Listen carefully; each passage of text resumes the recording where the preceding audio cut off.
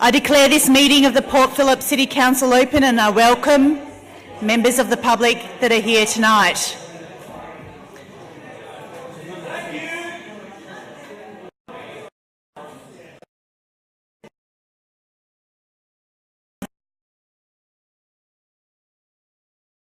Members of the City of Port Phillip respectfully acknowledges the Yalukit and of the Boomerang. We pay our respects to their elders, both past and present, and we acknowledge and uphold their traditional relationship to this land.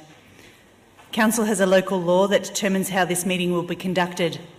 There's time allotted in tonight's agenda for public question time.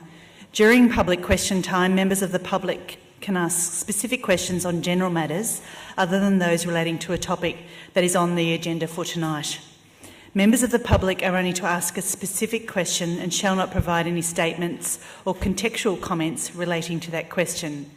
Consequently, the official minutes of the meeting will only record the question asked and any response given. The number of questions that a member of the public may ask shall be at the discretion of the Mayor.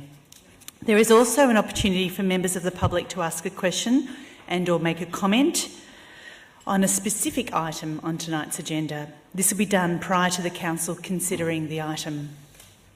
We encourage questions and comments from the public that are directed through the Mayor, are not defamatory, abusive or objectionable in language or substance, rather are presented in the spirit of mutual respect of the Council and the community.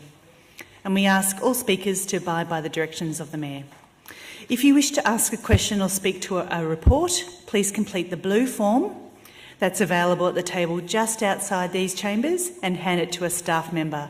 And I encourage you to limit your questions and comments to 3 minutes and to avoid repeating any points that have already been made by other speakers.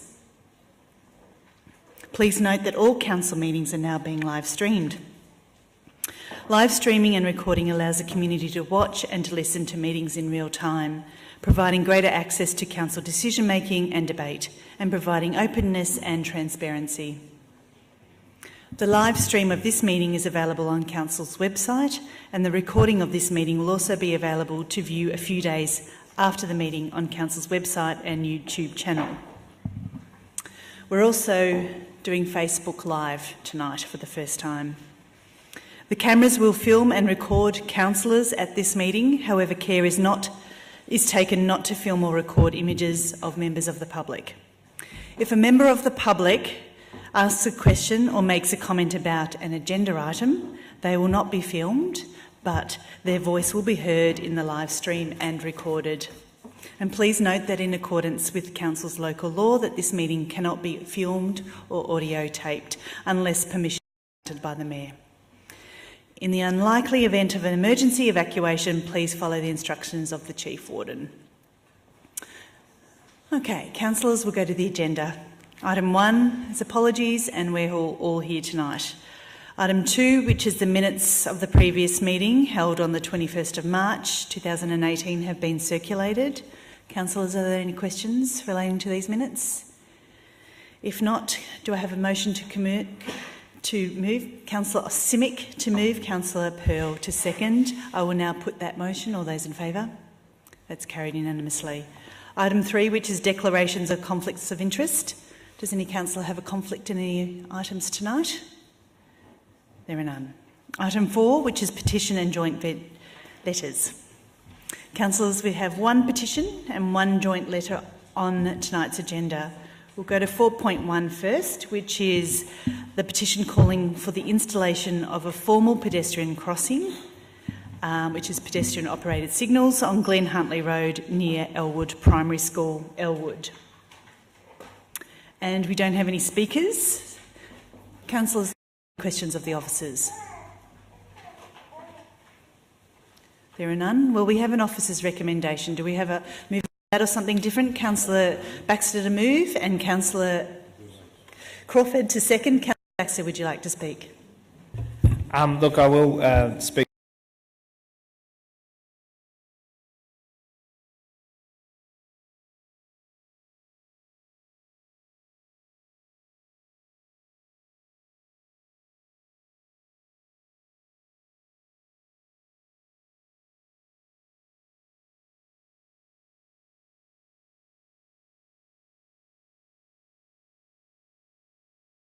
roads to work on, then I think we need to do that, because this is only one of many safety initiatives that we need to be looking at throughout our municipality. It's been on the book for a long time.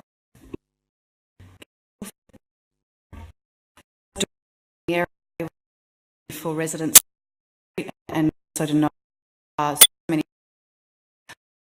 there that use it on the walking path along the area. So I think that we need to ramp up our advocacy, and so I will be supporting this motion or recommendation.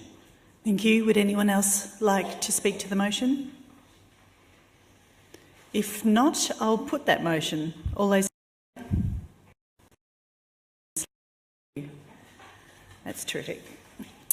I see some applause there, so happy.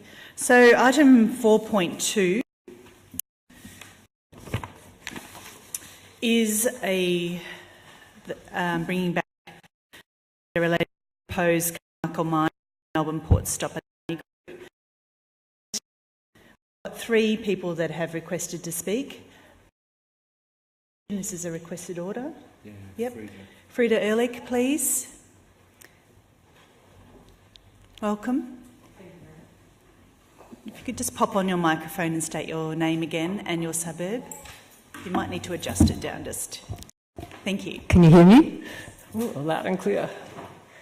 Good evening, councillors. My name is Frida Ehrlich, and I've been in the City of Port Phillip for longer than is fashionable to mention, and I'm a member of Melbourne Port Stop Adani, and we're back, as you may have noticed. The Victorian Local Government Act states that council should, as a key responsibility, advocate on behalf of their communities about issues of key importance. Climate change is one such issue, and this council has a responsibility as well as the moral imperative to act. Council should take a principled stand on the Adani mine and making sure that the world knows about this opposition. We remind councillors of some of the reasons for these requests. Development of the Adani mine would open the Galilee Basin to become the world's 2nd largest thermal coal basin. The mine would see up to 2.3 billion tonnes of coal extracted from an area 5 times the size of Sydney Harbour over 60 years. This is at a time when scientists are telling us that climate breakdown is occurring even more rapidly than earlier predicted. Port Phillip is particularly vulnerable, as you well know through all your strategy plans, to the impacts of climate breakdown.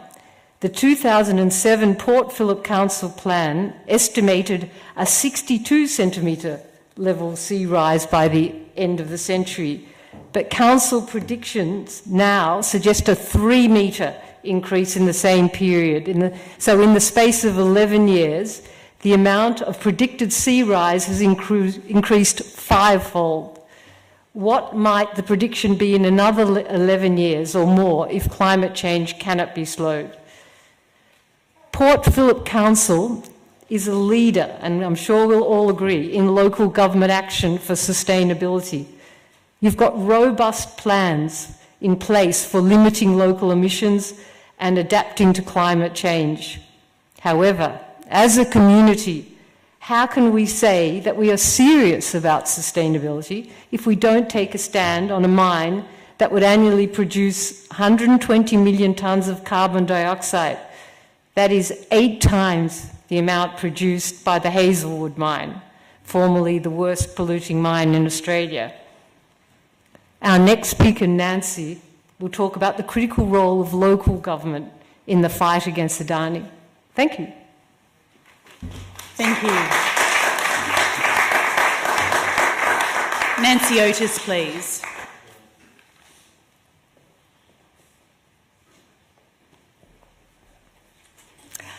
Good evening, everyone. My name's Nancy Otis. I'm a member of Melbourne Port's Stop Adani, and I live in Elwood.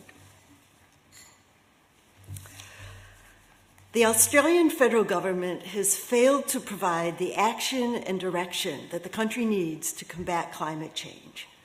Australian emission levels continue to rise despite the fact that every week there are alarming new reports about faster than predicted impacts of climate change. You may have heard that temperatures at the North Pole were 45 degrees Fahrenheit above average during the month of February, in one of the coldest places on Earth. Australia is not alone in its failure of action. It's been duplicated in many countries throughout the world, chief among them the United States, which shares with Australia that dubious title of greatest per capita emitter of greenhouse gases on the planet. At this point, the world is on track for at least a 4-degree temperature rise, far beyond the tipping point at which climate change can no longer be stopped, let alone reversed. So what can people do? Deny the climate crisis and continue to promote thermal coal?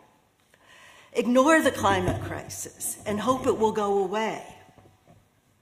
In the face of government inaction on the most important crisis ever faced by humanity, it comes down to people at the grassroots to save the planet. As Australians, one way we can do this is to halt the development of a mine that could produce up to 4.6 billion tons. Now think how much a billion is, think how much a ton is, of carbon dioxide over its lifetime. So that's what we're doing. Groups working to stop Adani now exist in many forms across Australia with the goal of stopping the finance, changing the politics, and building the movement. But we need help. Byron Shire Council has led the way, not only by severing ties with companies doing business with Adani, but by publicizing this decision, the reasons for this decision, and by urging every council in Australia to do the same. Waverley Council, Randwick, and Darebin have followed suit. In effect, Byron Shire Council has launched a movement which not only raises the awareness of climate change, but also takes concrete steps to slow the rate of change and hopefully to keep the planet within the margin of safety for global warming. We're here tonight to ask Port Phillip Council to take part in a grassroots movement of local governments to halt the development of the Adani mine. Is that 3 minutes? Then I will go directly to my final paragraph. You may ask, why should the city of Port Phillip take this on? Why not Bayside or Melbourne or any of the other hundreds of councils in Australia? Around 100 years BC, Rabbi Hillel is credited with the origin of the saying, if not me, then who? If not now, then when? This has been a rallying cry of activists for more than 2,000 years. Members of the Stop Adani movement have stepped up, taken responsibility, and said me. We are asking Port Phillip Council to do the same. Thank you. Thank you, Ms. Otis. Leslie Rosenblatt, please.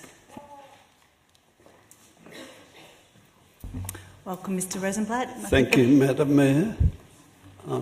My name's Les Rosenblatt and I live in Elwood, and I've lived even more unfashionably long in the city of Port Phillip than one of the former speakers, Frieda Ehrlich.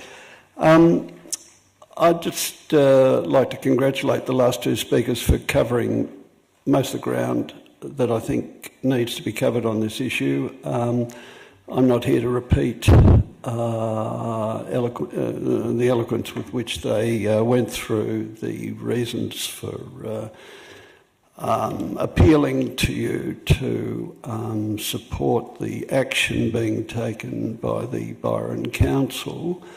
But I do want to say that I think it is important to show some leadership in Melbourne on this matter. I would hope that we will see Queensland councils, such as two councils along the coast of Queensland whose residents were outraged when they found that the councils had supported using their funds an airfield for fly-in, fly-out workers for this mine without any consultation with the public. And I'm hopeful that those councils will also take up the initiative of Byron, but I think City of Port Phillip is well placed to spearhead, if you like, a disinvestment campaign that makes it clear that the council takes climate change very seriously and does not want to see this massive increase in carbon pollution that will occur globally if this mine goes ahead, and also the economic cost of subtracting away investment possibilities for renewable energy and for jobs in renewable energy. So for all these reasons, I would appeal to the council to support the argument put in the letter. Thank you. Mr. Rosash. Public. This item, does anyone have questions of the officers? Oh, no. Councillor Simic, you have a question? Yes. Question. Last council meeting, councillors, the majority of councillors didn't support the request from officers. One of the to report look council deal that with a microphone.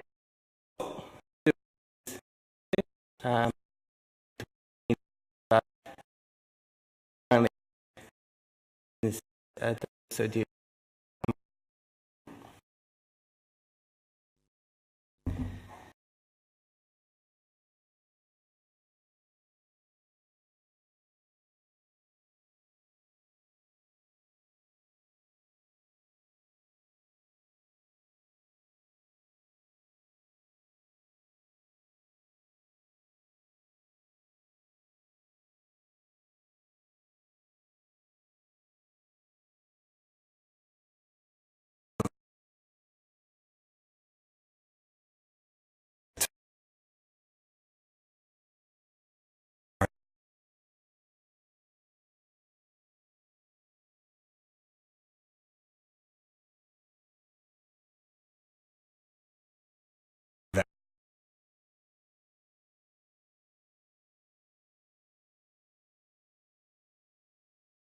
Advisory support to them as well.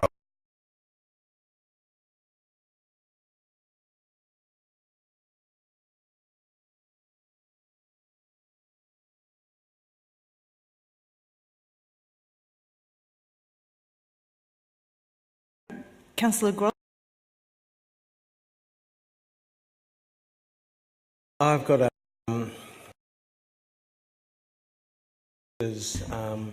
I'm happy to read. It's Please read it.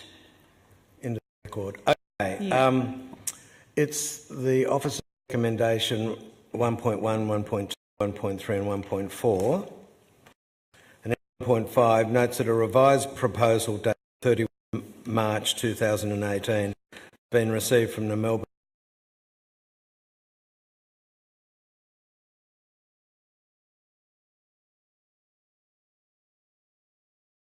outlined in the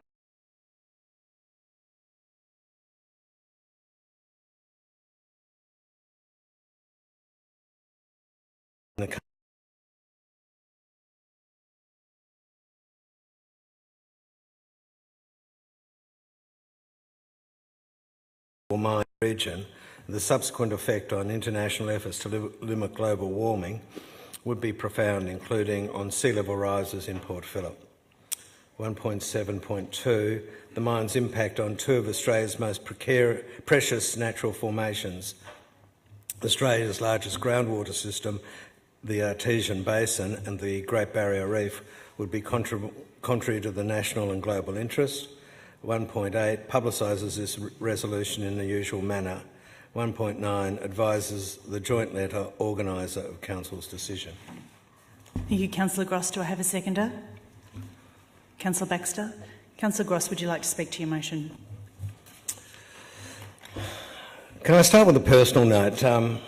Climate change, and councillors will be hearing this, has basically dominated my existence for the past 6 years because I've had a job teaching it. And so that job has meant that I have an increasing awareness that the next generation has to step up like the generation during this. Given the magnitude and frightening prospects of climate change. The reaction to climate change is basically twofold: mitigation, which is stopping the problem, and adaptation, which is dealing with the consequences of the problem. And in the past, I've thought that mitigation was primarily the job of the federal government. They have obligations under the United Nations Framework Convention on Climate Change and further obligations under the Kyoto, and they have to do the job of mitigating, which essentially prices carbon. And councils have to do the job of adaptation, which is in a flood-prone area, basically building and maintaining drains and assisting planning decisions which may need retreat from and the building of sea walls from our very precarious coastal areas, which are low and prone to inundation. I've sort of moved from that position, and so I have been constantly disappointed by the federal government's last decade of failure to react sufficiently to the importance of mitigating our carbon emissions, and consequently I think that there is some role now for council to interest itself in mitigation.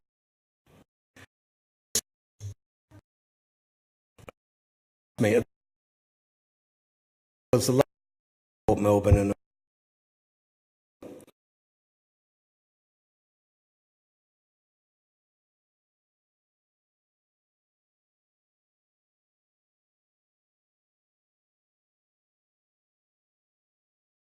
of the favourites of the last millennium. They would never, of course, condemn the Soviet destruction of Chechnya because it wasn't a groovy enough issue. And I don't want to be that council. I don't want us to be that council that cheapens its views by weakly involving itself in issues remote from our shores.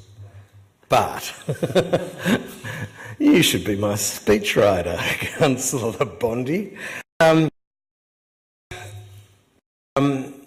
This time there are many and several reasons why we should interest ourselves in this issue. The first of the range of reasons outlined by the speakers, and will probably be outlined by some of the councillors around this table. The second that really interests me is that, is it 1,300 or 1,600? Anyway, in excess of 1,000 people signed the anti-Adani petition or joint letter, and 60 to 70% were from the municipality. Local issue. That level of local interest makes it unavoidably, irretrievably a local issue that we have to react to, and we can't just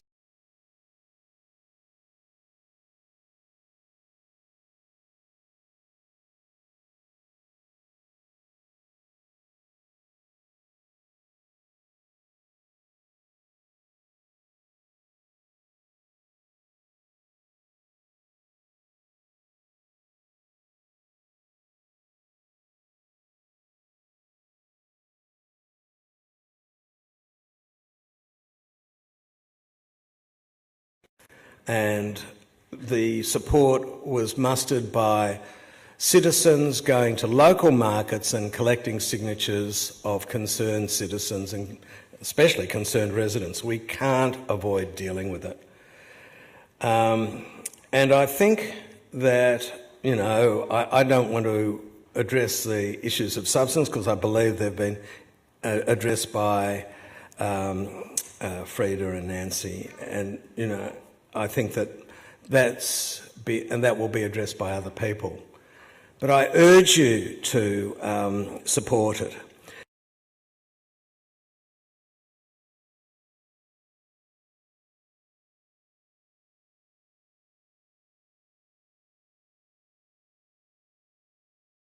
Last time, why did we not produce a report? And essentially, I can only speak personally, but I panicked because I realised that the original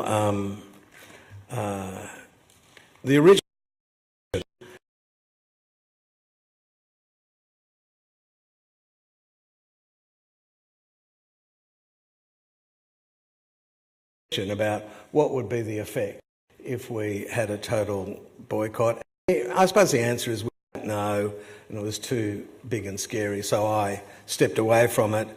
This is quite a benign resolution and doesn't cause those sort of problems. The second thing I want to say is that there will be no costs to this council in promulgating this particular resolution if it's successful, because it's just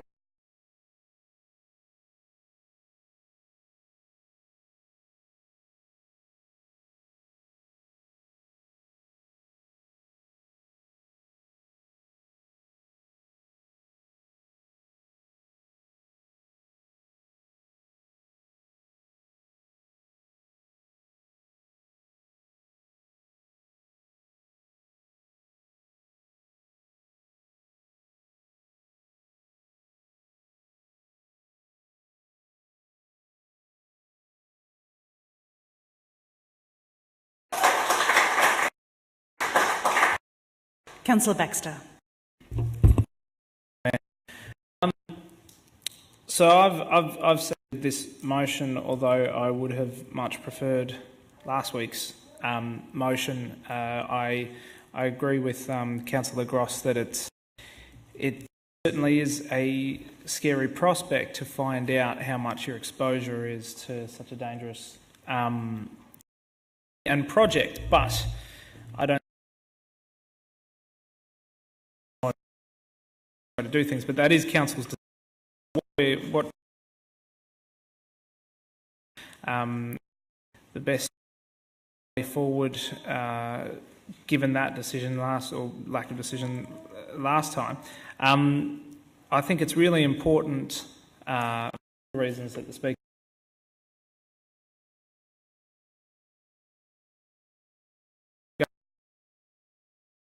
NG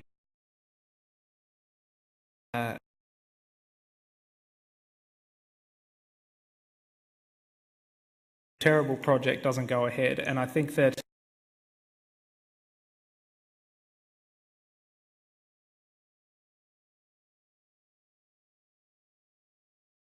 but what I would say is this is a crystallising moment. This is a project that brings things into focus and brings people together to actually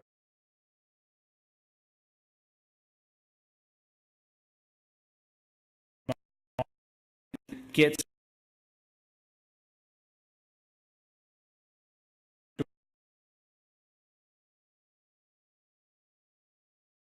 is actually talk about the big picture and talk about individual projects as well as change the landscape of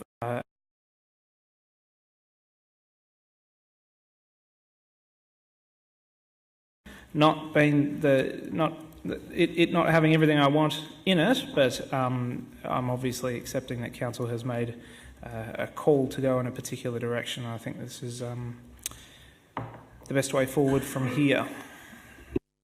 Thank you, Councillor Baxter. Councillor Simic. Madam, I'd like to to move a slight amendment to the motion as it currently reads, if that's possible.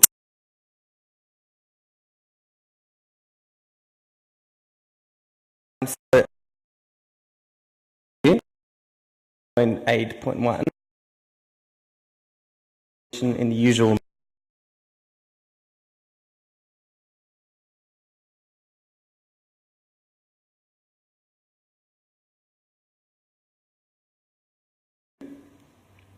Would you like me to read 1.8.1? So within Port Phillip,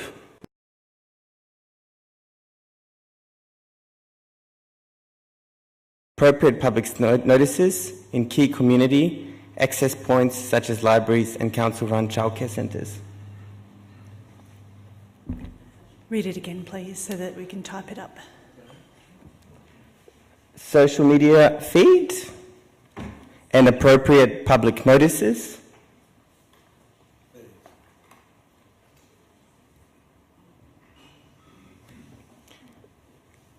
in key community access points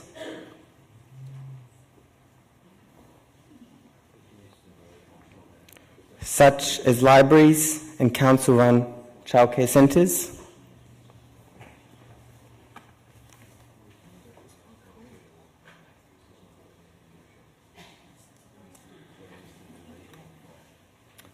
(1.8.2) Throughout Australia, via communication with the Prime Minister,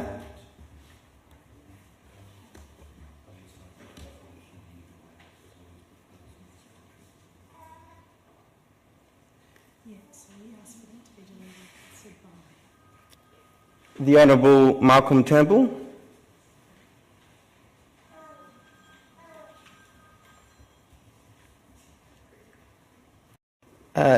Leader of the Opposition, the Honourable Bill Shorten,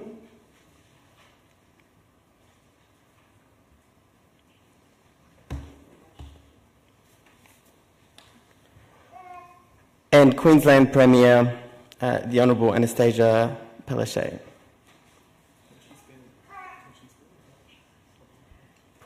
I can't.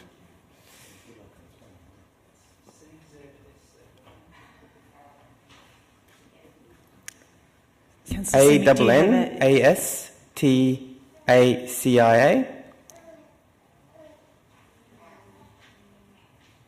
So ANNASTACIA, and last name Palaszczuk, which is PALASZCUK.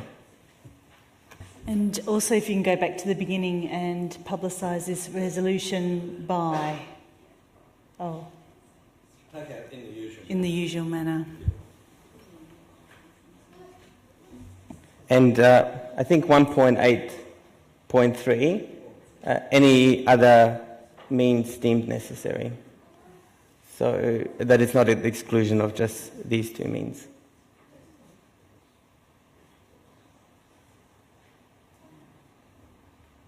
So 1.8.3. 8.3.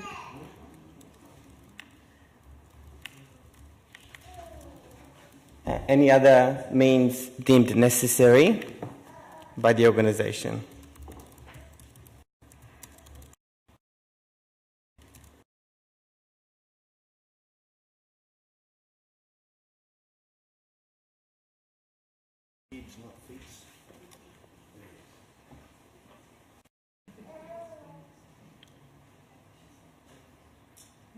Turnbull as well, not ball.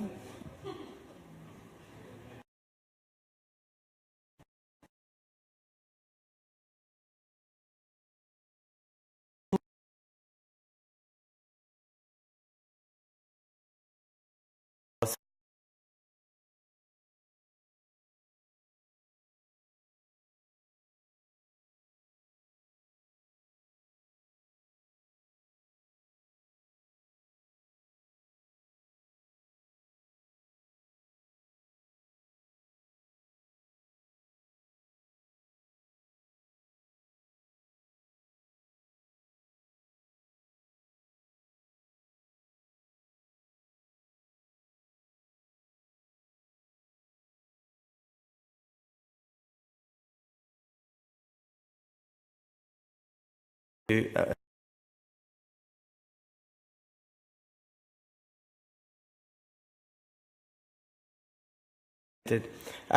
what then happened is that the Stop Adani group wrote to us and made recommendations to other steps that they'd like council to take.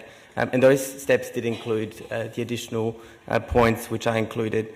I believe that, as it was previously written, it's quite vague as to what steps council will take to communicate our decision, for us to take leadership, and for us to effectively communicate what happens tonight. If this resolution is successful, I think we need to be very specific with our officers about what steps we'd like them to take. There's two specific and one quite broad point there, and they're not going to cost council a lot of money to do. Writing a letter to 3 people, communicating publicly through notices, our online presence, our libraries is not going to cost a lot, but will have a more significant impact when it comes to this resolution and what we're talking about tonight. So I agree with everything that's been said tonight. I agree with Councillor Gross, but when it does come to our obligation to tackle climate change, I don't think we can panic and walk away from our responsibilities. So I urge councillors to support my amendment tonight and the resolution as a whole.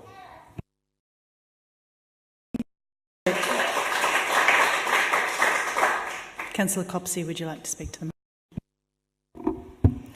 Yes, I'm supporting this amendment because I think if the intent of our motion tonight is to respond to the community group's further requests and Council made a decision in relation to the initial request from the Stop Adani group last week, which I echo Councillor Simich's thoughts on that matter. I find it quite unbelievable that we want to leave as a kind of unknown our own organisational involvement in a project that, should it go ahead, is going to have really severe climate impacts that will not stop at any municipal border. They will have global impacts, and they're impacts that will be felt right here in our community. So I'm quite disappointed still that the original motion didn't get up. But I have also seen the tenacity of the campaigners who have been out collecting signatures, speaking to people on the ground, and I am sure that you will continue to hold this council to account. In the spirit of that, I wanted to support this amendment because I think it is more accurately reflective of some of the steps that the community group Melbourne Port Stop Adani are seeking. And I think nice words are a good first step for this council to realising our commitment to taking our part in fighting climate change. And if we're going to speak nice words, they should at least be spoken as loudly as we can. And I hope that this motion passes tonight and that it's just the first step that we're taking on the road to stopping Adani in Port Phillip. Thank you, Councillor Copsey. You can ask a clarifying question, Councillor Crawford, if you wish. Just in relation to putting notices at access points, is that something that we do as a council, and what is that, in a form of a poster, or exactly what does that involve? So, Mr. Carroll.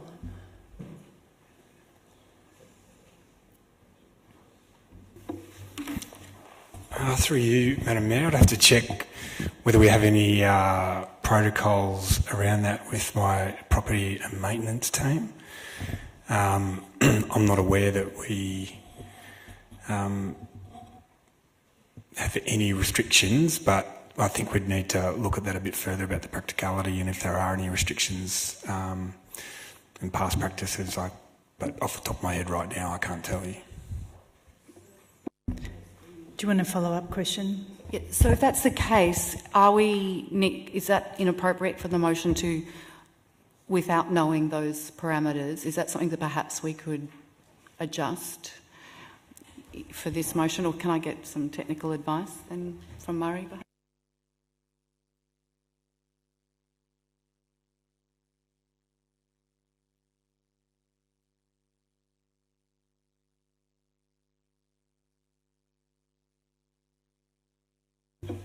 Through you, Madam Mayor, it could be simply by adding the words where appropriate, which enables me to find out if it's not appropriate in some of those instances for us to do that. Thank you, Mr Carroll. Do you have any further follow-up questions? Councillor Simic, you wanted to adjust Yes, your... thank you. We do have, we have notice boards in public spaces, and I can't imagine that there's protocols prohibiting us from putting up a notice, but I am happy to accept that amendment, and for the words where possible, to be considered. Where appropriate. Thank you.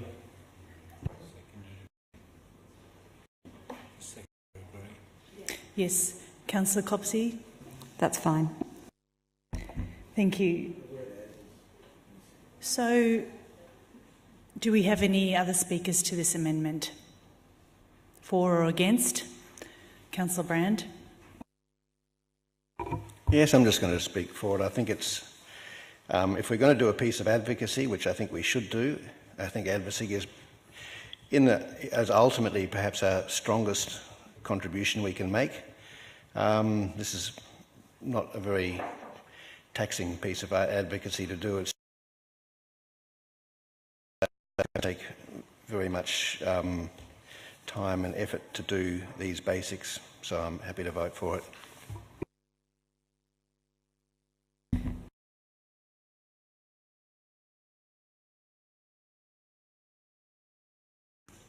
Simic, did you want to close your up? Okay.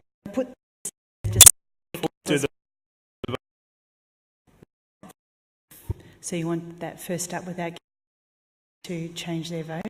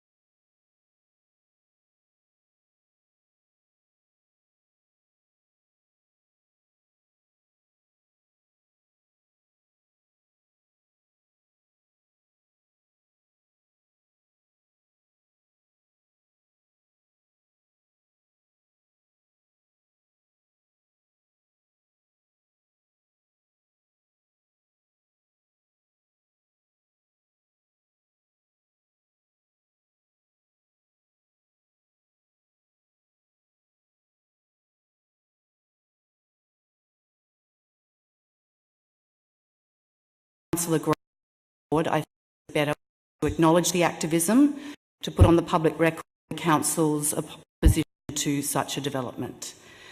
So I will be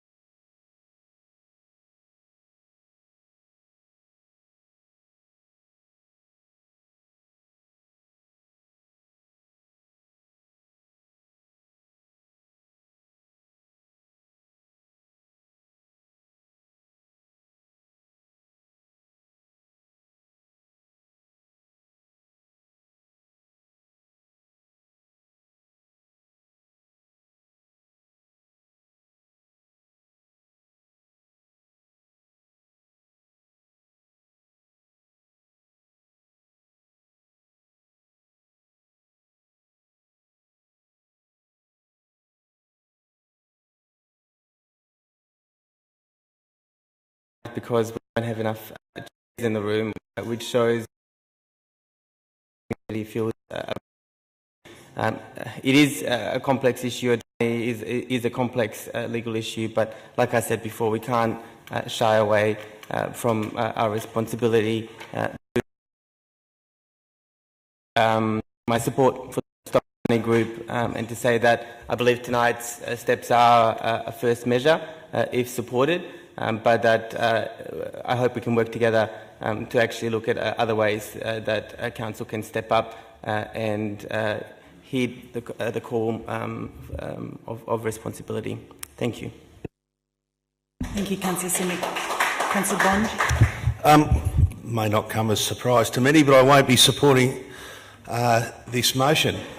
I'm pleased Councillor Gross reminded us all that we're back here in the Port Melbourne room, because it was here, I think it was one of our very first council meetings where we all sat round this very table and debated pill testing. And I warned at the time that if this was going to be how this council conducted its activities, it was going to be a very ineffective and achievement-free 4 years.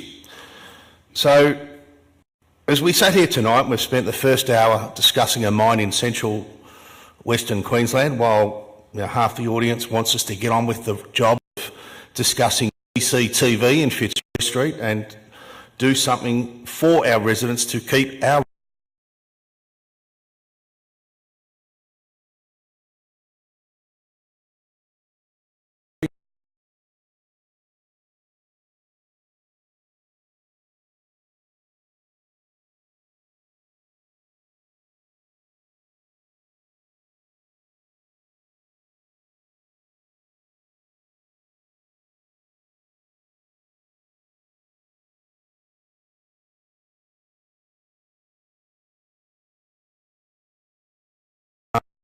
and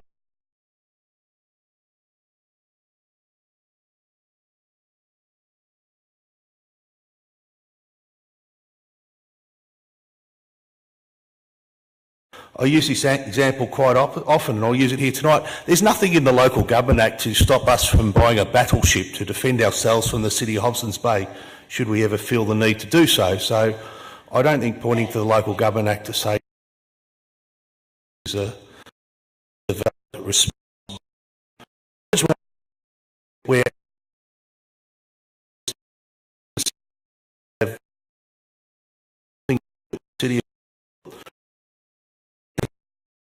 the job of governing Port Phillip.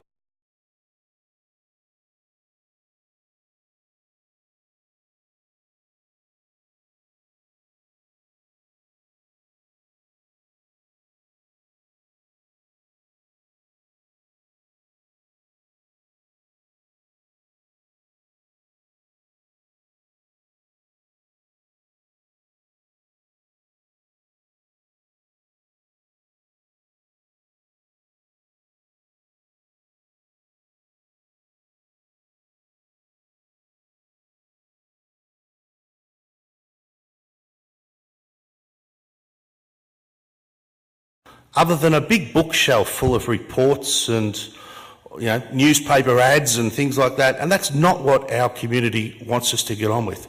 They want us to get on with cleaning the streets, they want us to get on with keeping the streets safe, they want us to get on with filling our libraries with books, and we've heard that quite clearly. And quite frankly, when we get that right, we can then turn our attention to things like Adani. So therefore, I will not be supporting this motion. Thank you. Any other councillors wishing to speak to this item? Councillor.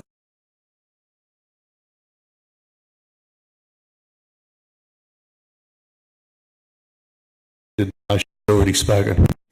That's incorrect. The second, the please speak to.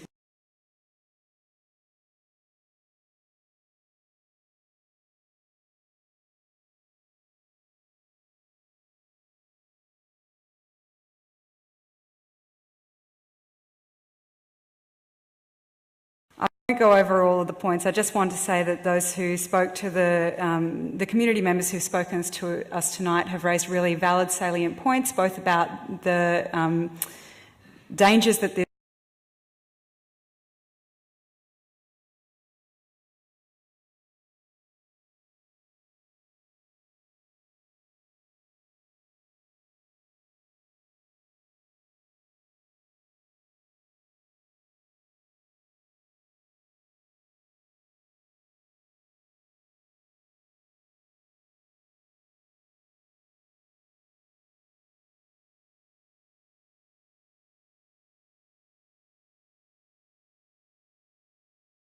and federal levels is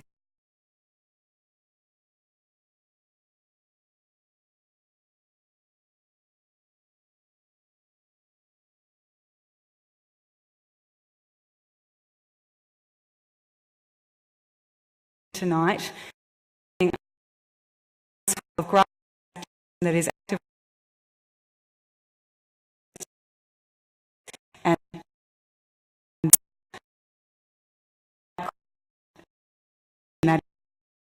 thank you.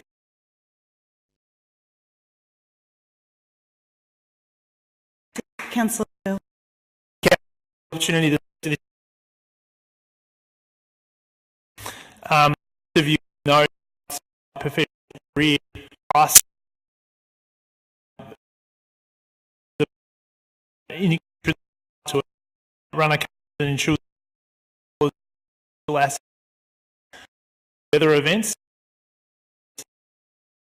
more than all the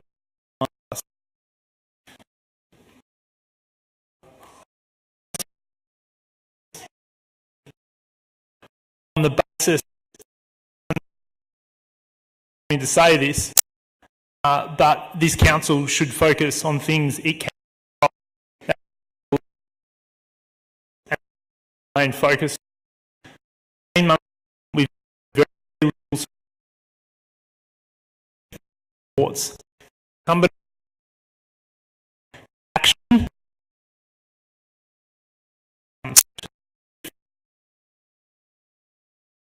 Get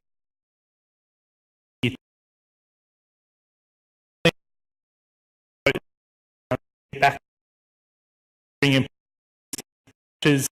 protect. Thanks, Council.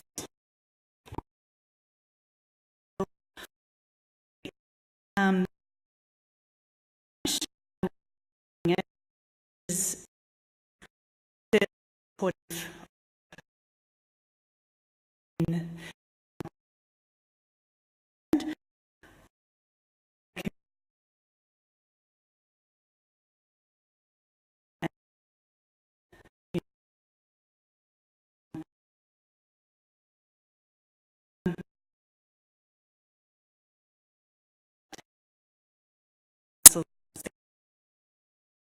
worried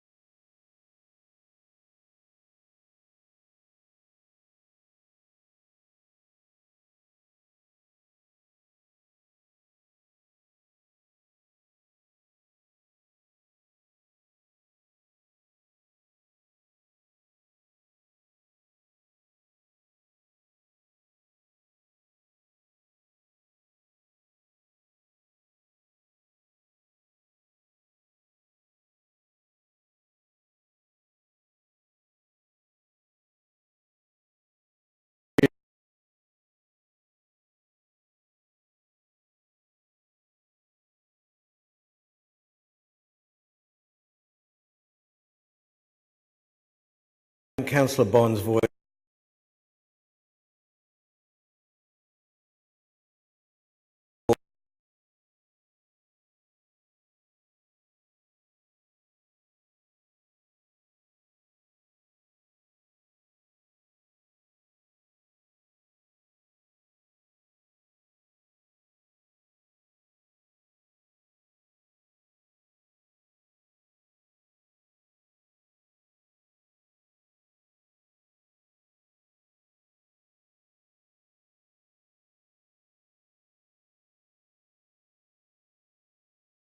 And is deeply concerned. I don't think your contribution, and I accept it.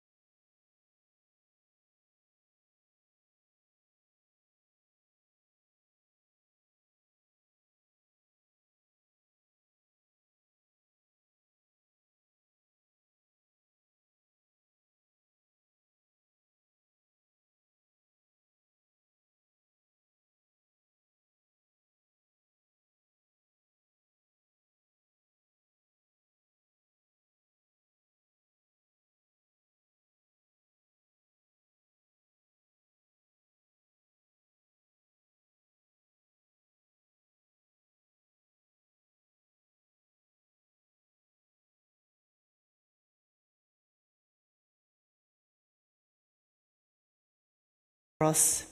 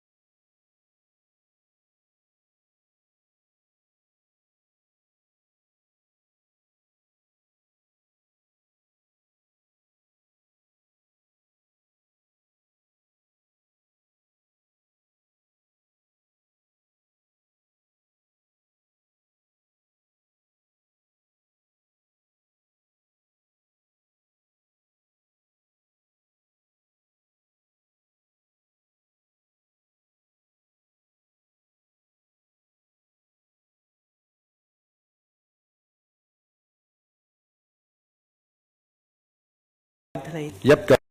John is Globe International. I'm representing a business that has been in Port Melbourne for almost 20 years, and we've got 100 full-time employees, a bunch of which are behind me right there, and they might get rowdy.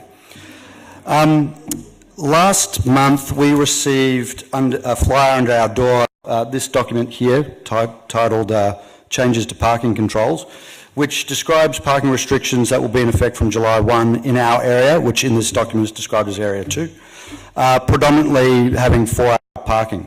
It's our understanding the Council adopted these parking changes around July 17. Despite the Council's own recommendations described in minutes of the Council meeting on June 21st, 2017, which specifically outlined that there should be discussion with local businesses, since July 17, we have not been in any way contacted on the issue, and none of the business that we discussed this issue with were contacted either. Our position is to leave the parking in Area 2 in Fisherman's Bend as it is. It's working well for us and our neighbouring businesses, as evidenced by a petition that we sent through last week, which has over 200 names, and a joint letter that's got over 50% of the businesses in the area, some of which might be here tonight as well, which we submitted to Council last week. So, the questions I've got, I think, firstly are, why weren't we consulted? Keep going, please. Okay, good. With no immediate plans for public transport and no significant changes to businesses in the area, why are these parking restrictions being implemented now? We're all for public transport. A lot of our people do take it from time to time, but we don't really have adequate public transport in the area, and it's been ongoing for a long time, I think. I think, just for the sake of my colleagues and other people that might be here, what is the fine for overstaying your parking in the area? We can't find it on the website, and fortunately to date we haven't copped one, so I think that's going to happen in the future, and I think these people want to know. And can we prevent these parking restrictions from going through? We got this, which seems to be a fairly finite document that's telling us what's going to happen, and we've heard that maybe things could change. Can they change? And if so, how do we help that process? That's all I got. Thank you very much, Mr. Moses. Ms. Ferrars-Miles, we might have to get you a chair. You got a chair? Oh, yeah, you got one there. Did you get those questions, or I can? So, why weren't we consulted? So, why parking restrictions are implemented now? What's the fine, and how can we prevent these restrictions from going ahead? Through you, Madam Mayor, and thank you to Mr Moses and the audience that are here on this issue. First of all, I'd just like to say that on the first question, why weren't we consulted, this is the consultation phase. So this is the opportunity for residents and business owners to make submissions to these proposed changes. The consultation is currently open and closes on the 9th of April. So we actively encourage all residents and businesses to continue to make submissions as part of this process. On the second question, why are these restrictions being implemented, is what we have determined is the parking occupancy rate in Fisherman's Bend currently averages about 94% over a 4-hour period, which is much higher than what we like to have in most of our areas, which is we normally design our on-street parking to have around 2 out of every 10 parking spaces are available. So at the moment it is very difficult for customers, workers, visitors and residents to find available on-street car parking. The reason that Council is proposing these changes is that we are seeking to improve parking availability for everyone by better managing the supply of what's a constrained supply of on-street car parking. Mr Moses also asked a question which was regarding is the primary reasons for changes to add revenue, and the answer to that question is no. We are looking to better manage the current supply of on-street parking in the precinct. Question number 4 was what is the fine for overstaying? I can advise that the fine is $79 for overstaying the parking limit. There are also other parking fines which are higher than that for parking in a non-standing zone or other parking violations. In regard to the last question Mr Moses asked, can we prevent these restrictions from occurring? The answer to that question is yes. We're currently in consultation. We are looking, once the consultation closes on the 9th of April, to receive all the feedback we receive from the community. We will then be assessing all the parking occupancy data to determine these proposed changes across the 4 nominated areas. And I reiterate that we welcome all submissions to this process. Ms Ferrars-Miles, I'm wondering whether, as part of the minutes, we could just put the link to where the pricing is or the fine information is so that Mr Moses can have good access to it? Through you, Madam Mayor, yes, so I'm happy, as part of the response I just gave, for all of that to be documented in the minutes, including the link to both all the consultation material for this proposal and the links to our parking fines. Thank you. Mr Moses, since actually, Ms Ferrars-Miles, because there's a joint letter and a petition, how is that treated during this consultation period? Through you, Madam Mayor, I can confirm that council officers have received the petition and the joint letter mentioned by Mr Moses, and as per our governance protocols, they will be presented at the next council meeting for council to receive both of those items, and they will be considered as part of this process. Thank you, Mr Moses.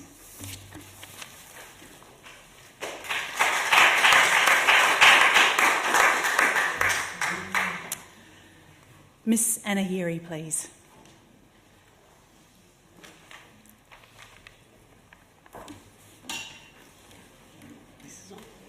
Hello, Ms Heary. The microphone's on, so you just state your name and suburb, please. My name is Anna Heary, and I live in Port Melbourne, and I am here on behalf of the neighbours of TT Buckingham Reserve, which is located in the Fisherman's Bend estate, all the way down the end of Williamstown Road. Our understanding from some correspondence I've had with Open Space and Recreational Reserves Services, is that the reserve that we live nearby has been identified in the council's play space strategy in 2012 as a high priority because it's in order to design and upgrade aged play equipment and seating and incorporate play elements. There has been some discussion, I believe, within the department of hoping to prepare a design for the playground during the 2018-19 year. And we are here asking council to consider moving that forward and allocating funding within the upcoming budget for the Open Spaces Department to commence the design process quickly, and also if council would consider allocating funds towards implementation of the proposed works as soon as possible. Just as a background, the reserve is predominantly used, heavily used, by locals, immediate and further afield. During summer cricket season, there are junior cricket games held on weekend mornings, which is a very delightful scene for us residents to see. For us immediate neighbours, the reserve is a social hub. We congregate most evenings with our children and dogs to chat and debrief. During daytime hours, workers come, have lunch on the park benches, and preschool-aged children and their carers use the playground equipment and the concrete track around the oval for trike and bike riding. However, the existing playground is very old and most certainly in need of attention. There's a bubble fountain which was backed into by a truck or something and is broken. Bench seating is in complete disrepair. The basketball ring is in a little concrete apron heavily used by local children, youths and adults, although in its current location and orientation, where the shooter faces northwest into the sun, it precludes afternoon use.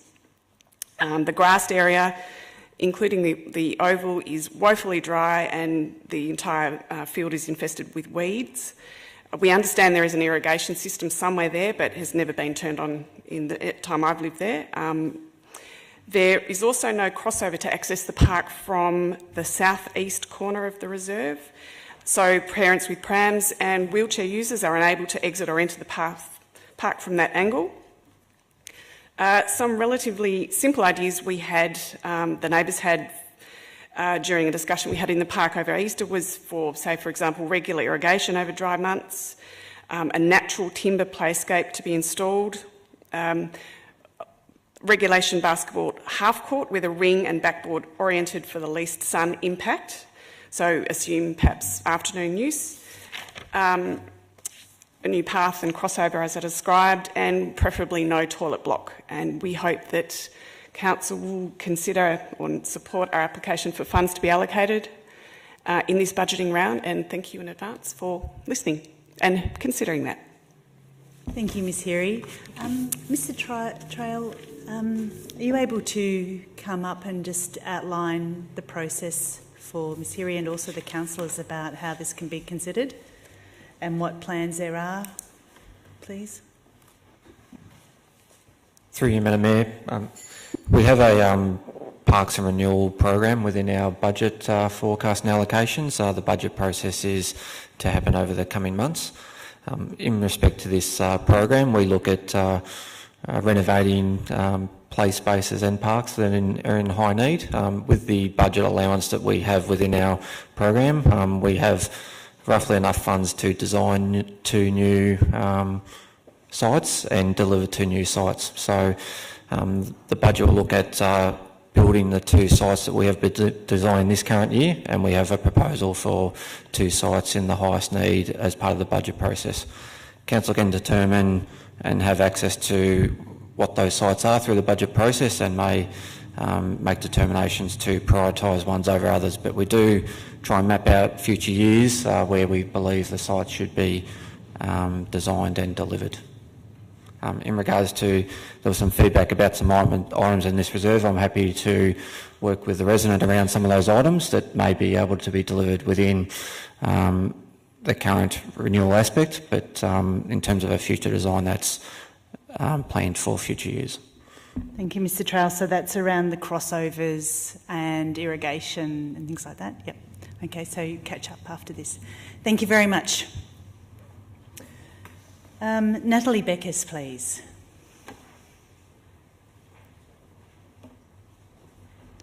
Hello, Ms Beckes. Please state your name and suburb, please. Sure. I'm Natalie Beckes. I'm also a resident of Lind Avenue, which is across the road from the park that we've just been talking about. So I also wish to support this, and I have a similar question, although hearing the councillors' or officers' response, I probably have different questions now. I have been a resident of this area. So firstly, I'd like to thank the councillors that are working for us. Many of you, it is really important, and I think that our local issues are not being heard at the moment.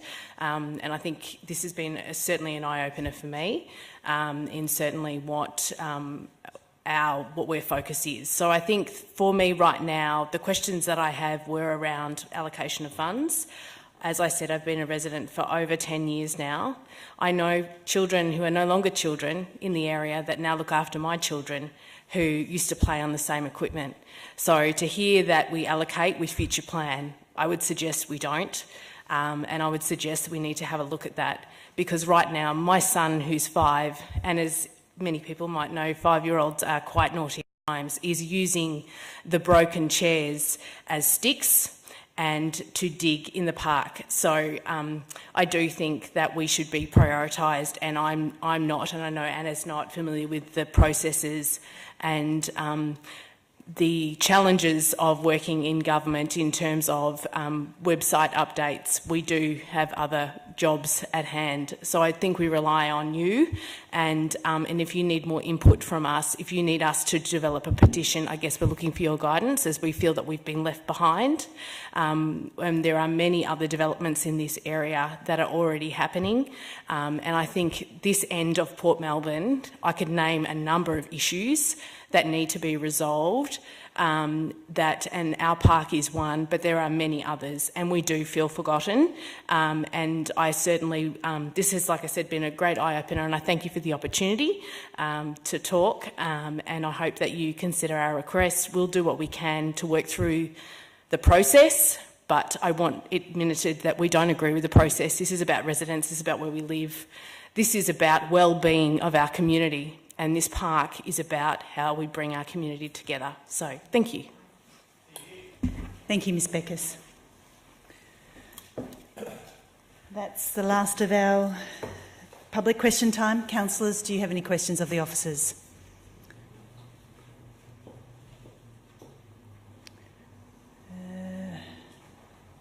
There are none? Okay, then we'll move on to presentation of reports.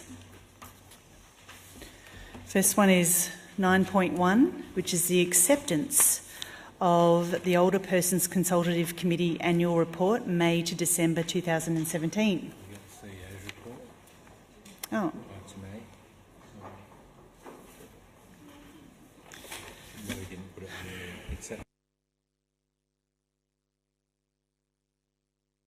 I've skipped one. We'll go to item 8, presentation of the CEO report. Sorry? Oh.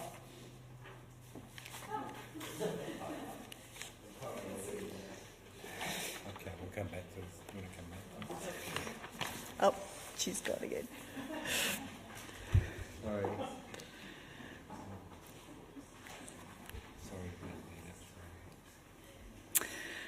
Councillors, there are no public questions on this item. Do you have any questions of the officers on the CEO report? There are none. Now we have an officer's recommendation. Do I have a mover for that? Councillor Simic to move, Councillor Copsey to second. Councillor Simic, would you like to speak to it? Thank you to the CEO and general managers and all of the officers for the incredible work. I think we can look at the CEO report and look at all of the achievements so far that we've worked towards in the 18 months we've been on council. But what's more exciting is the pipeline of projects going forward, which are very squarely focused on supporting our community and spending rates money on projects that provide for the benefit of the community.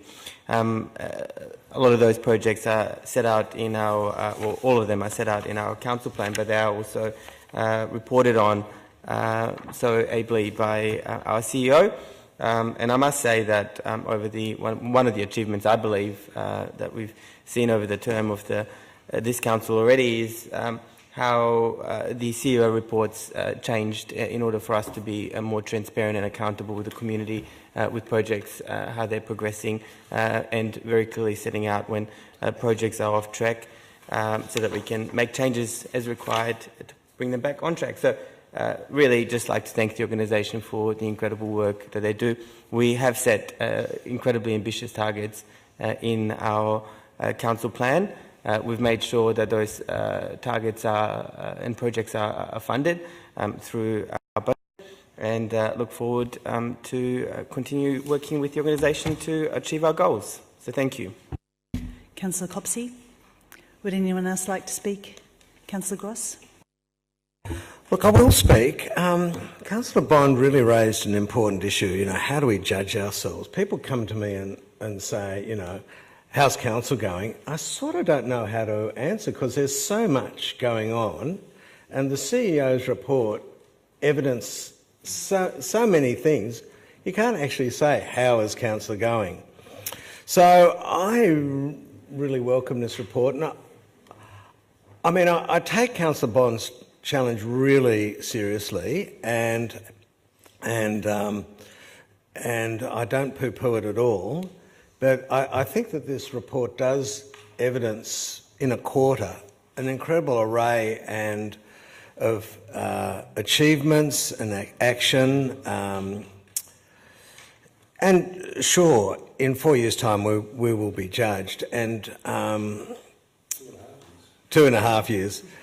And secondly, I don't want to go through those, but I just want to refer people to the CEO's report. And when I ever converse with Councillor Bond on this issue, he always talks about buildings. And buildings are just a tangible, easily recognised achievement of a government. I actually think they're a bad thing to focus on, because then people build lots of useless buildings, prestige projects. And so it's very, very easy to focus on the tangible.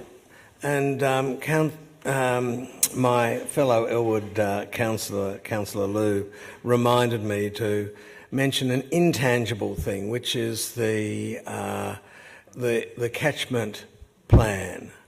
That Catchment Plan is intangible. It's hard to know if it'll be successful, but we've had a big success recently with one of our collaborators in the catchment embracing an idea which may lead to great outcomes both in passive recreation and flood mitigation with the Elstonwick Park. So I just want to say, please don't be too pessimistic about council's achievements. I'm quite excited about a number of things we're doing. In fact, we've got the pedal to the metal. We're struggling to get everything we want done. Our 4 main achievements are really kicking goals, and often it's with intangible projects that mightn't be the Palais, mightn't be some building. So I commend the CEO for this report. Thank you, Councillor Gross. Councillor Bond. Just to follow up on Councillor Gross's comments, at this stage, Councillor Gross, I would settle for a couple of parks for 5-year-old boys in Port Melbourne as being achievements, as we just heard from a couple of residents earlier.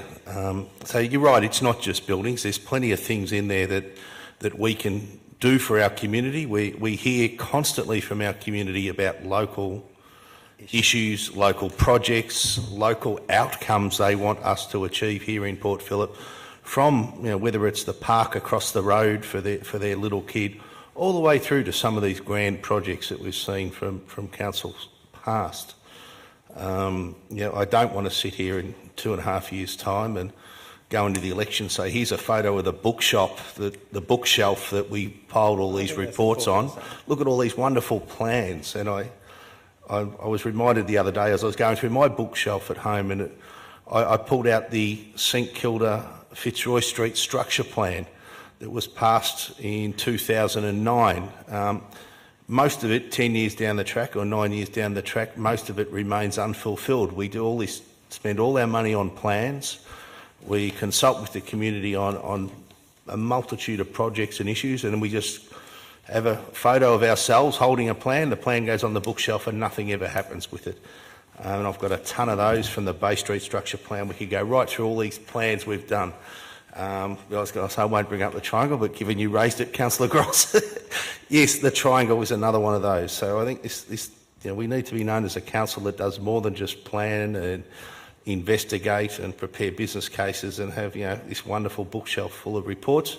We need to get out there and do something, whether it's buildings, parks, roads, parking. I think these are the issues we hear about from our communities. I look forward to seeing these covered in future CEO reports. Councillor Baxter. Thanks, Madam Mayor. Look, I would echo Councillor Gross's point. I think that I actually quite enjoy seeing the CEO report because it does show us, it reminds us of actually how ambitious and extensive our council plan is, and how much we've actually got lined up on the agenda. And I suppose Councillor Bond is right. You can't just leave them on the agenda. You do have to actually deliver them. But it also does take a long time to do that. So, and they need to be planned well. So what I'm seeing here is I'm seeing a council that is dedicated to making change, that it's our plan, and we're doing something that is very specifically ours as opposed to any previous councils or anything. This is the way that we want to do things. That we're doing things with regard to sustainability that no Port Phillip Council has done before. These sorts of things are exciting. So I'm just happy to see that we are getting on with these things, and that our advocacy for pill testing hasn't devastated our ability to water the parks and pick up the rubbish, because I think we can walk and chew gum at the same time. Would anyone else like to speak? Sorry.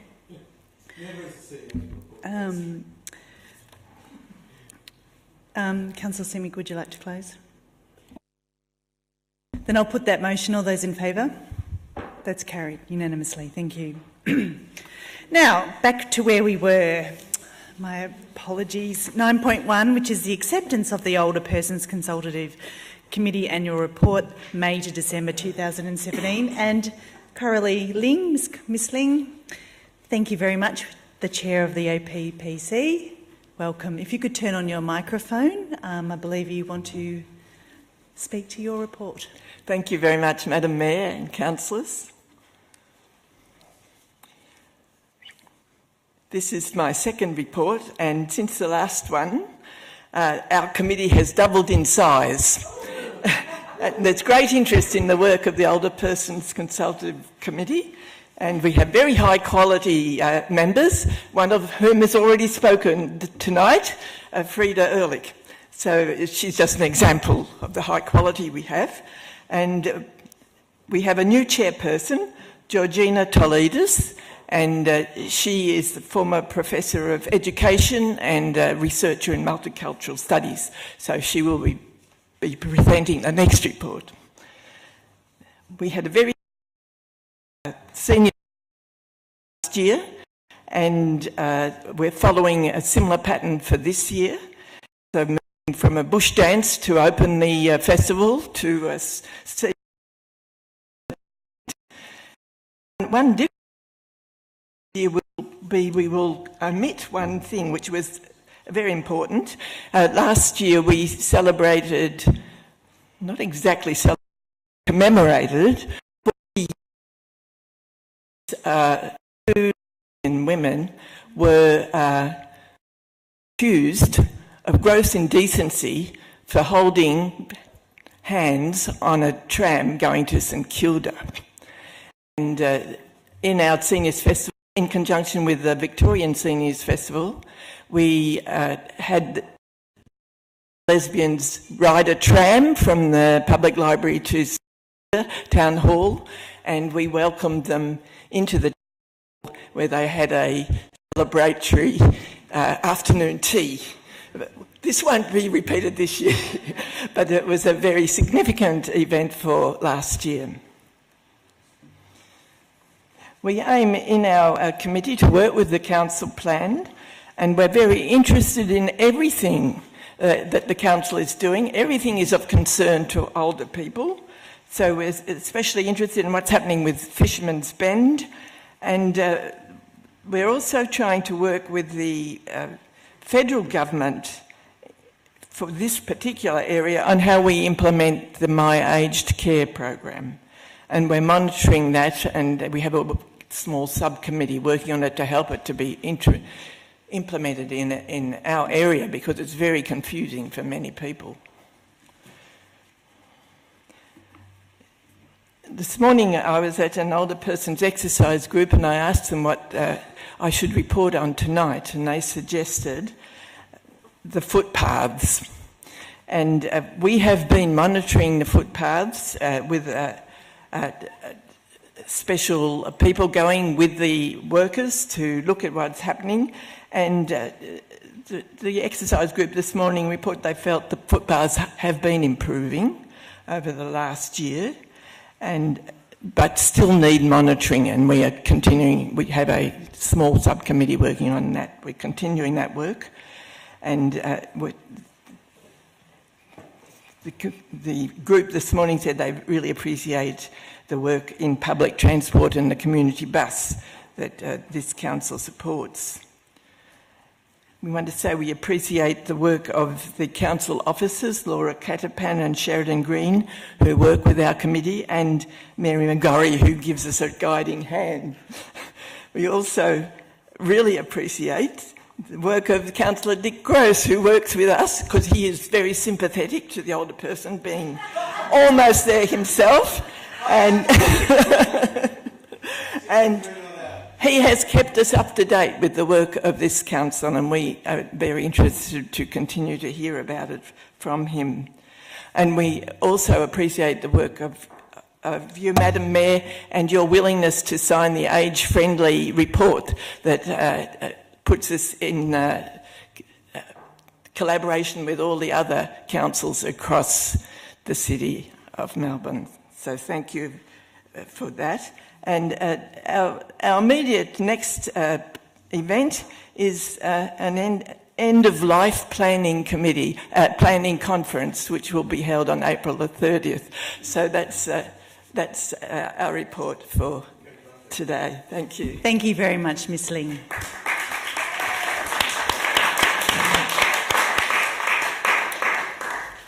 Councillors, do you have any questions of Ms Ling or the officers on this report?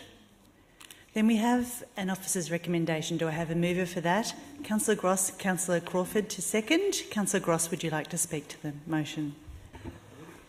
Only just to endorse it. I really think this committee is really going well.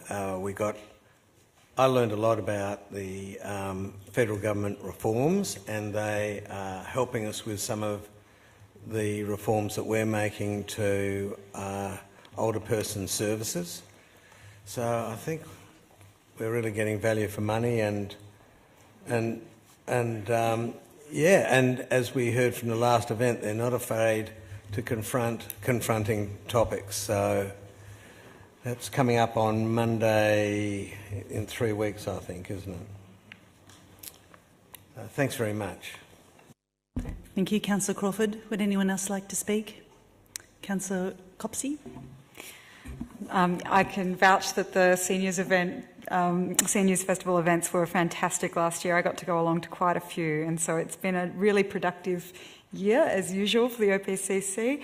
I just wanted to take the time to thank the members of the committee for their involvement and their enthusiasm. It's fantastic to have such energetic and consultative participation in a number of the engagements that we're running. We're always striving to reach groups, and one of the great things is, particularly as mentioned in footpaths, if we're designing our city to be accessible for the young and the old, it actually improves accessibility overall. So thank you so much for all of the energy and effort that goes into the fantastic events and information that you feed back to Council. It's much appreciated. Thank you. Anybody else? If not, I'll say a few words. I also wanted to congratulate you. You're a powerhouse, Miss Ling, absolutely. And I think your new chair has got big shoes to fill. So I want to congratulate you on all of your work, being now the ex-chair, and also welcome the new chair, and also thank the officers for working with the OPCC.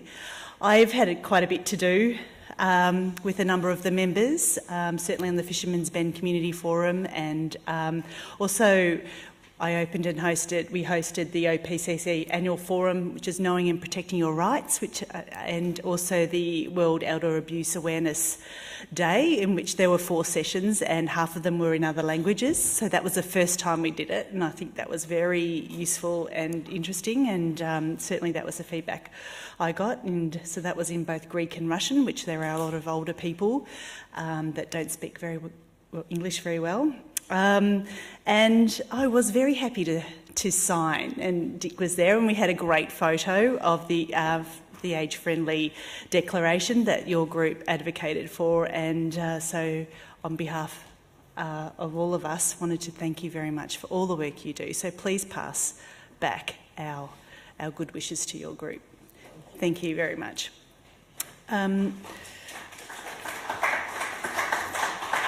Councillor Gross, would you like to close? Then I'll put that motion. All those in favour? That's carried unanimously. Thank you. Okay, now we'll move on to 9.2, which is the item improving community safety in Grey Street and Little Grey Streets in Kilda. And we have 7 people that have requested to speak to this item. I'll call them in the order that they are here. Mr. Roger Wyndham, please.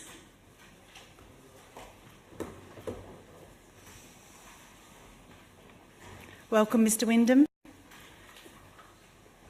Thank you very much. I'm Roger Wyndham. I'm a business owner in Fitzroy Street since 2002. For a number of the past several years, I've been president of the Fitzroy Street Business Association. And it was interesting, actually, to hear Councillor Bond refer to the 2009 plan. Just getting the plan established was a task all of its own, and realising the plan has proved to be just as challenging. Nevertheless, we do have some rather lovely palm trees running down the middle of Fitzroy Street. I suppose in part it's illustrative of the current issue, in as much as you have a build-up of community concern about specific issues. In this case, it is about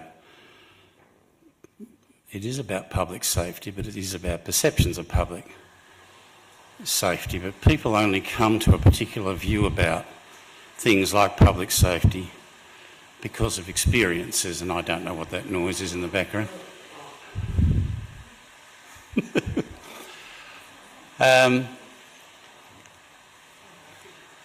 In discussions I've been party to, and I went to the community consultation a week ago on Grey and Little Grey Street, there was an idea amongst some people, or a view floated, that the current issues in relation to Grey and Little Grey Street are somehow quite recent in terms of the last few years.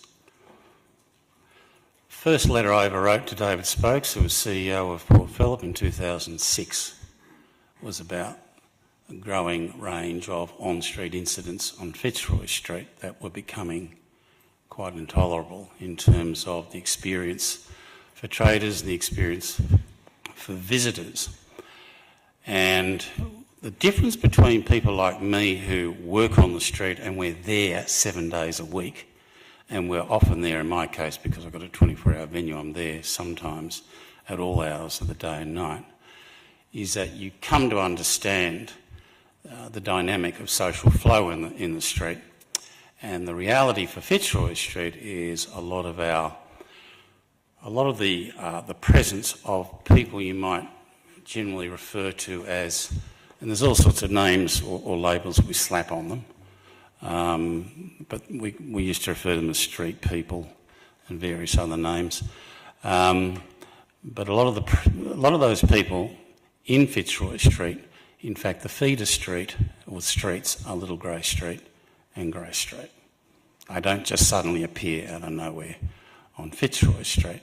So, from the perspective of myself and other longer-term business owners who actually watch it day by day, we know for a fact that Grey and Little Grey Street have been a major issue for us for a long time, and it's not unreasonable that after years and years of issues for us in trying to run businesses and trying to maintain a stable environment on the street, that we look towards some form of measures to try and mitigate our issues. Now, there's all sorts of variables involved in mitigating the issue of on-street behaviours. And some of those things we've got an appalling lack of control over, such as the ready supply of drugs on the street would be a good example. One of those things we don't have a lot of control over. Please come to the end, Mr Wyndham. Yep, I will. We saw the offer from the government as being perfectly reasonable. We understand there are concerns about confidentiality in respect to CCTV cameras, but let me assure you, if you walk down Fitzroy Street, even without the police cameras, my cameras capture you, the Prince's cameras capture you, the George's cameras capture you, nearly everybody's cameras capture you. So that combined with your Facebook activities mean you've got no privacy left to yourselves in any event. So put that one to one side and simply say it's a generous, maybe not so generous, act on behalf of the Minister to say, here's the money, stick the cameras in, let's see what they can do by way of mitigating our problem. From the perspective of myself and the committee and the rest of the traders, we'd like you to accept the recommendation. Thank you. Thank you, Mr Wyndham. Mr Darren Robinson, please.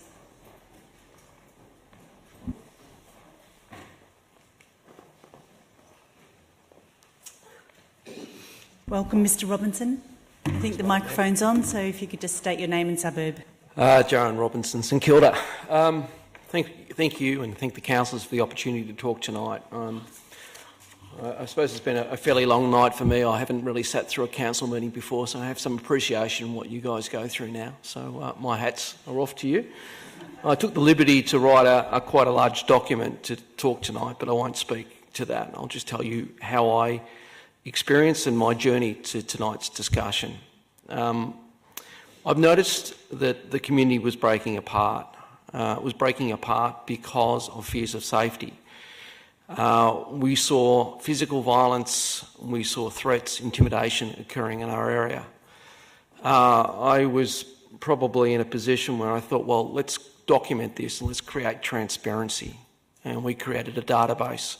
We shared that database with various stakeholders, and that database identified the challenges that our community are facing at the moment. I completely acknowledge Roger's point that these issues have been going on for a while. I guess that we've captured them from October onwards. In capturing that, we've faced over 260 different incidents that we would describe as either criminal or antisocial behaviour. What we've seen, we've been able to have conversations with various stakeholders. We've had conversations with council, we've had conversations with the police, and we've had conversations with state governments and other authorities. What we haven't seen until recency is effective action. We have been very thankful to the police who've supported the community by increasing the amount of surveillance they're doing and efforts and resources in our area as well. We note that the police have been very communicative with the community and have enabled a conversation to occur not just with myself but with people I represent from their friends at St Kilda Hill. From that, hopefully we've given them intelligence that they've been able to do their job more effectively. We've seen action from state government in that they've provided fundings and they've recognised some of the challenges that our community face have come from, I guess, the facilities that Five Little Grey had offered in the way which they were housing people with their services. And I guess one of the outcomes that we're quite happy with is that we'll know that Five Little Grey will be modernised and it'll lead to a better outcome for people seeking housing now who are 55-year-old women and above, which is great.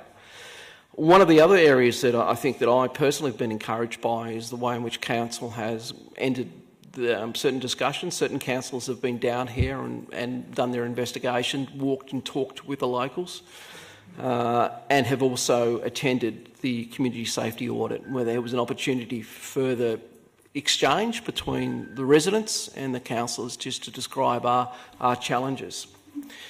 I guess that from that perspective, what we're yet to see is something that can really support the community in effective action. I think Councillor Bond identified tonight that there's lots of reports being written, but not a lot of action that follows through the reports. I have no history. It's just a statement that sort of caught my attention. Please come to the end, Mr Robinson. what I would like to do is emphasise that the community is completely at disarray about safety. We're broken apart. We no longer walk and talk in the street. Children are playing in the street mainly because of safety. What my discussions within the community have identified is that CCTV is an effective measure that we believe will bring back safety and we believe will bring back the community onto the street. And what I'd urge the councillors tonight is to support the recommendation and the funding by the state member, Mr Foley, and to basically install CCTV in Grey and Little Grey Street. One of the areas where I've had the opportunity to have discussions with certain members of certain councillors. Please come to the end, Mr Robinson. In front of Damien, in terms of some of the challenges that the councillors see not to support CCTV, the only statement I make is I'm not an expert, but globally, transparency is creating better policing within CCTV, and I'd urge that the councils think of what is going on rather than looking at individual reports that may not support the effectiveness of CCTV. Thank you for your time. Thank you very much. Megan Baldwin, please. Hello. Hi The there. microphone's on. State your name and suburb, please. My name's Megan Borden. I live in St Kilda. I'm a local resident of 40 years. I'm also the precinct manager for the Fitzroy Street Business Association.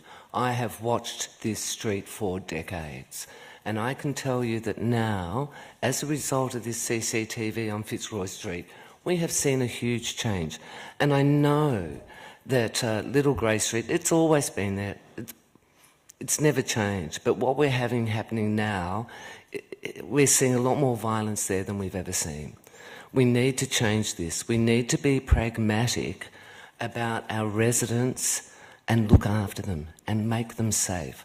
I say, put in the CCTV, whether that's permanent or you use a portable CCTV device, you know, I don't mind which way it goes. I want these people looked after. I want our community looked after. And I'm hoping that your council officers will support this.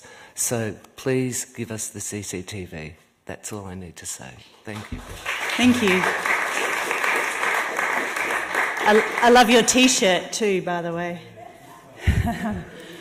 Senior Sergeant Kevin Treacy, please.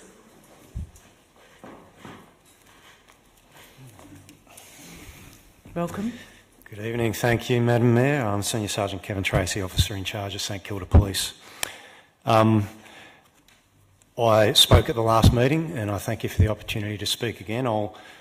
My message is simple and I'll start and finish with where I think I can speak with authority, and I may digress throughout. Forgive me. There's been a lot of argument, or rather conversation, about, you know, qualitative versus quantitative assessments and what is empirically affecting change and what is not. But what I do know is that the CCTV is a great tool for policing. It results in better safety outcomes for the community, quicker, or rather a more effective and more calculated police response.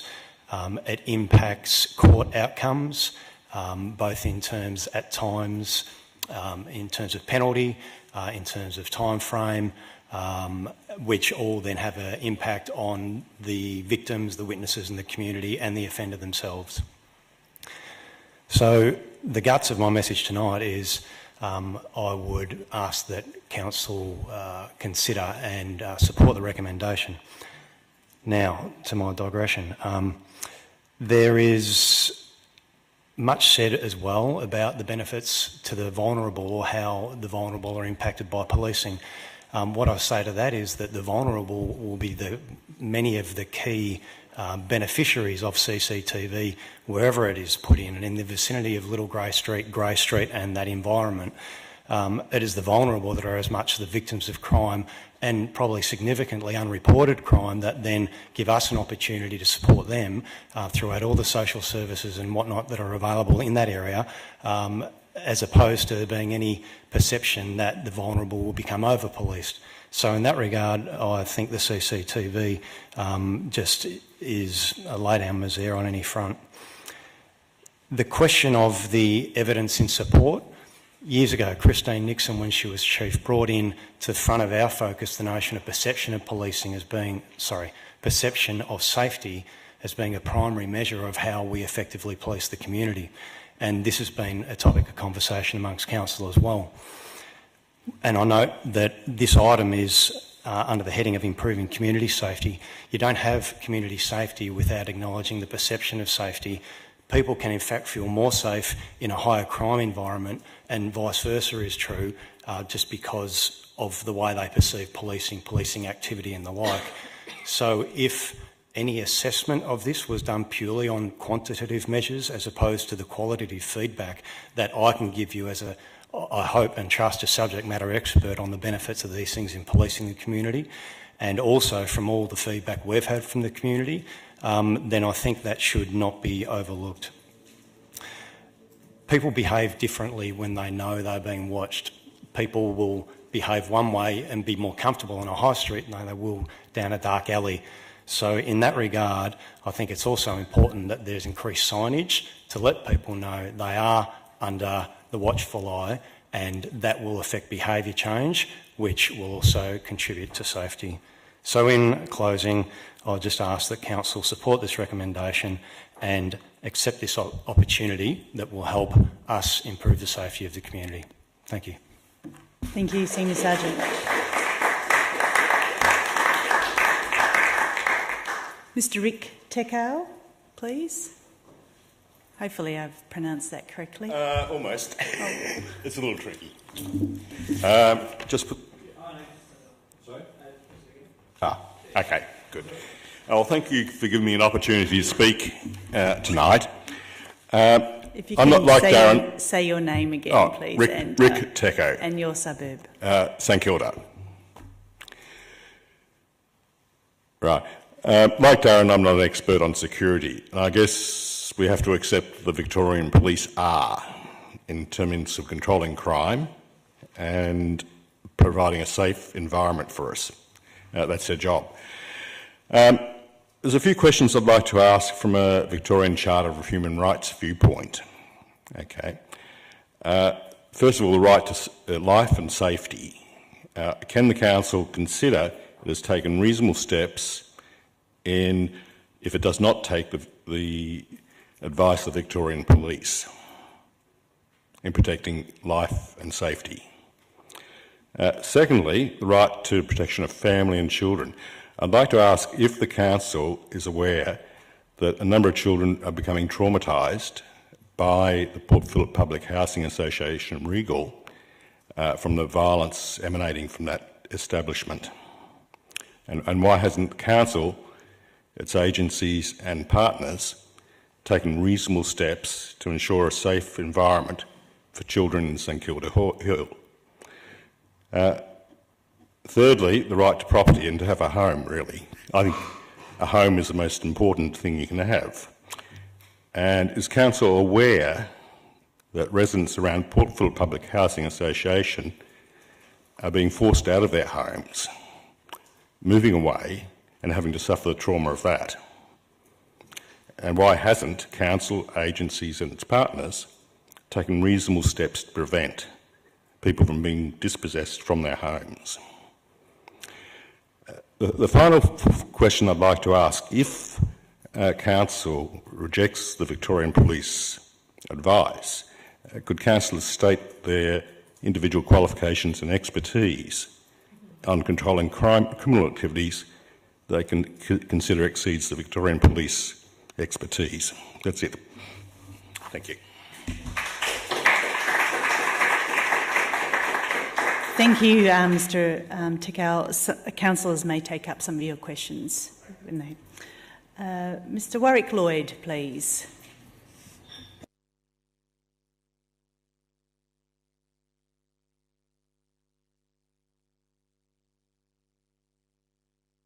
Actually, can you please turn the microphone on? And No, it's been turned off. Thank you. Hello, can you hear me? Yes. Good evening. My name is Warwick Lloyd. I'm a resident of Fitzroy Street in Kilda. I live in a building called Halo, which backs on to Little Grey Street. My mother lives a couple of doors down. She's 92 and she lives in the Majestic, which is 151 Fitzroy Street. So she's in Bali at the moment on holiday, but I'm bringing her thoughts to the table. And one of the things I'd like to talk about is CCTV and being pro-CCTV. Whilst recognising it's not going to eradicate all of the issues in Grey and Little Grey Street, we understand that it's a portfolio of tools that are required to address the issues that are going on in the suburb of St Kilda. However, we feel, or I certainly feel, that CCTV would play a great role. So my question is very similar to the one that was just raised by the previous speaker, and that was, why would the councillors object to Vic Poll's recommendation to implement CCTV, particularly as Inspector Jason Kelly claimed at our get-together a week ago that Fitzroy Street cameras in trial had contributed to successful convictions. And whilst being a reactive channel, the high-profile case of Jill Maher only a couple of years ago and the apprehension of Adrian Bailey was as a consequence of the use of CCTV. Now, we recognise that sometimes CCTV is rolling and the police can't attend straight away, but on the evening that we attended in Fitzroy Street of the Safety Summit, it was mentioned that a lot of women would feel a lot more comfortable going home for night time if something did happen to them, that at least there is going to be a record as to who perhaps was the instigator. And so it does play a role in being able to eradicate problems. So the police have asked for help in terms of this particular. They're recommending that CCTV go in, and I ask the council to provide that help. Thank you. Thank you, Mr Lloyd. And our last speaker is Mr David Van, please.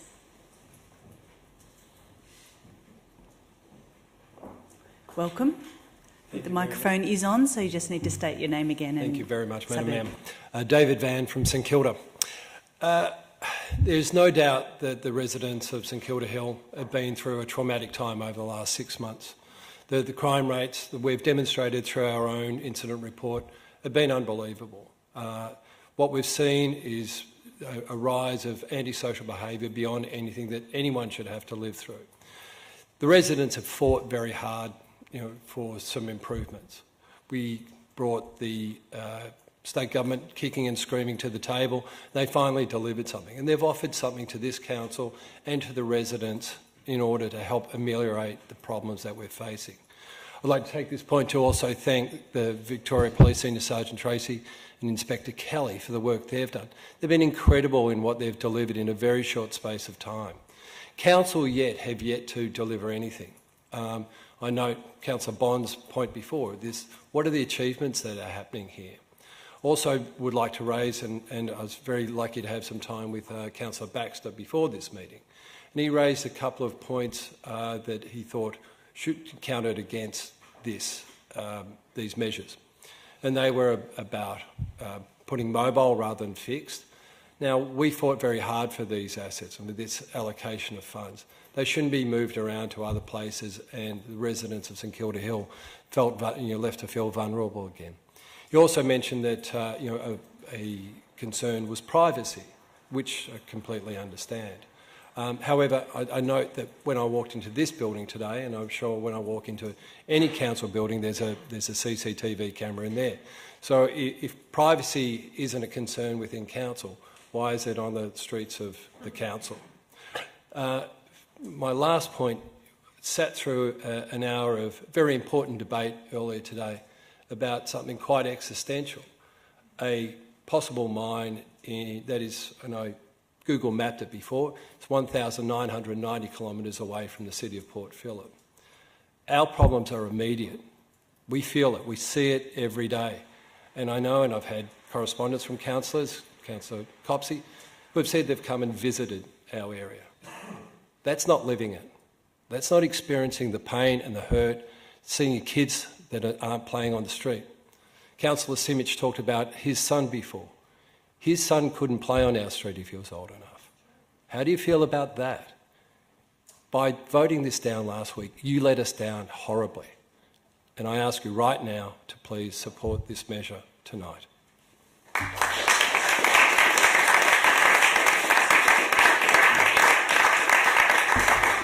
Thank you, Mr Van. Councillors, that's the end of the public questions or submissions to this item. Do you have any questions of the officers? Councillor Simic? There is I believe, a misconception that Council last time around voted against CCTV. Would officers be able to provide an overview of the Council decision that was made last time?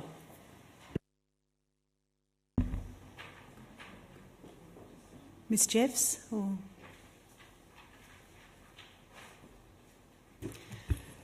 Through you, Madam Mayor. So the Council resolution from the last Council meeting included noting the Fitzroy Street CCTV trial, that Council continued to evaluate the trial, requested Council officers to further consider evidence-based approaches to improving community safety, requested that community consultation, such as the planned community safety audits, ensure community views were considered with regard to community safety initiatives, developed the City of Port Phillip CCTV policy, noted the state government announcement regarding the proposed additional CCTV cameras in Grey and Little Grey streets, and noted that Council consideration of any additional CCTV system in that precinct would be contingent on the Victorian Government meeting the full infrastructure planning, purchase, project management, operating and installation costs of the additional system, and the system's installation being temporary in nature. And with regard to the state government funding announcement for additional CCTV cameras in Grey and Little Grey streets, that the state government and Victoria Police discussed with Council alternative evidence-based approaches to improving community safety in the area, including whether the amount of funding offered for CCTV could be invested in more effective and immediate ways, and, for example, additional police resource for immediate patrols in Grey and Little Grey streets. And finally, that the matter be brought back to Council at the earliest opportunity following the discussion that I just described.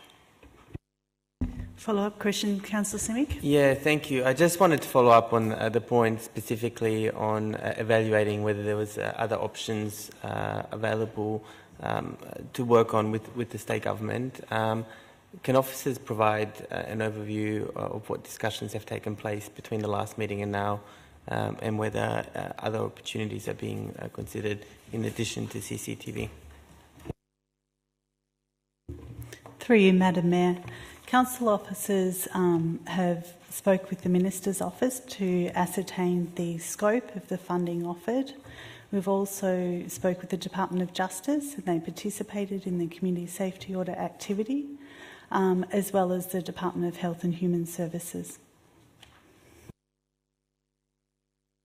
Councillor Bond. Did the state government indicate that the money that they offered to us for CCTV is able to be used for any other purpose than CCTV? Through you, Madam Mayor. No, it has been clarified just recently that that money is for the use of CCTV only. Thank you. Councillor Simic? Just following up on the question before and wondering what efforts been made to consult with other organisations working in the area that support vulnerable communities as a way of seeking their feedback in how to best support some of the mental health, drug and alcohol issues that we see in the area. Through you, Madam Mayor. Since December last year, council officers have been bringing together the key agencies in that area. So that includes Star Health, St Vincent's, Sacred Heart Mission, Port Phillip Housing Association, St Kilda Community Housing, Launch Housing. So we've been bringing that group together each month to work together on kind of a shared response around community safety issues, but also to to now enact the closure of rooming house protocol. Councillor Baxter. Can I ask, apart from the 1 year evaluation of the Fitzroy Street trial, what information did we seek more widely with regard to our policy making in this respect? I'll give an example. I after chatting with a resident, they said, you know, have a look around what they're doing around the world. So I went and found a bunch of studies. I also got in touch with an expert in criminology and surveillance who has a PhD in this, and I didn't check whether he was pro or against CCTV. He's an expert.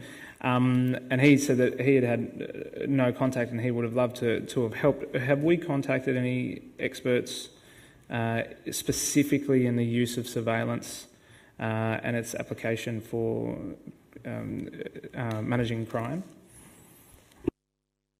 Through you, Madam Mayor. So the key advice we have sought is through the Australian Institute of Criminology and the Victorian Department of Justice. The evaluation plan that we have around the Fitzroy Street CCTV trial was endorsed by the Department of Justice as part of that funding agreement. I've got a question, might ask. Do we have any idea how many private CCTV cameras are in Little Grey Street or in any of the streets? Through you, Madam Mayor, I don't have an official number. I certainly know that the 2 rooming houses in Little Grey Street have CCTV. As to other private systems, I don't have a clear number. Thank you. Councillor Baxter. My question is about. So it was good for us to seek some clarification on the parameters for this offer of funding from the state government. One of the things that still remains unclear to me is so this money is for CCTV, but there have been discussions about fixed CCTV, fixed temporary CCTV, fixed permanent CCTV, mobile CCTV. You know, what are the options on the table here? Are we still trying to figure that out? I'm hazy.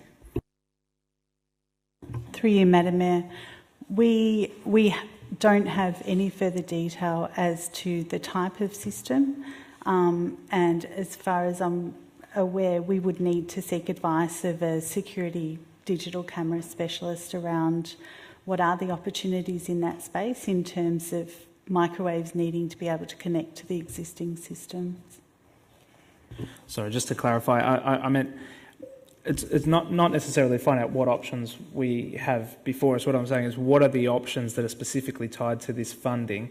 For example, would they not give us funding if we picked, mobile or something like that? Is it, how tight are the strings attached to this? What sort of parameters are there, or is this still an evolving conversation? Through you, Madam Mayor, that has not been clarified. Ms Cox, I'm wondering if you can talk to, subject to the recommendation as it stands being passed tonight, what the implementation timeline might look like, please. Through you, Madam Mayor, at this stage we've got to the point of consulting with the company that installed the Fitzroy Street CCTV to find out about the possibility of connecting to that system, and we know that is possible. In terms of how long that will take, in terms of commissioning that piece of work, we would need to get back to councillors about that. Thank you. And also the funding. Is there any delay in receiving the funding from the state government, or do we get reimbursed? How does that process work? Do we know?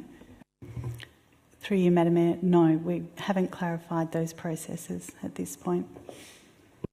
And one further question, do we know the amount? So if we went out and implement and sought a type of system, is there a budget that we have to sort of fit within, or will we be advised about that? Through you, Madam Mayor, we haven't been allocated a specific dollar amount.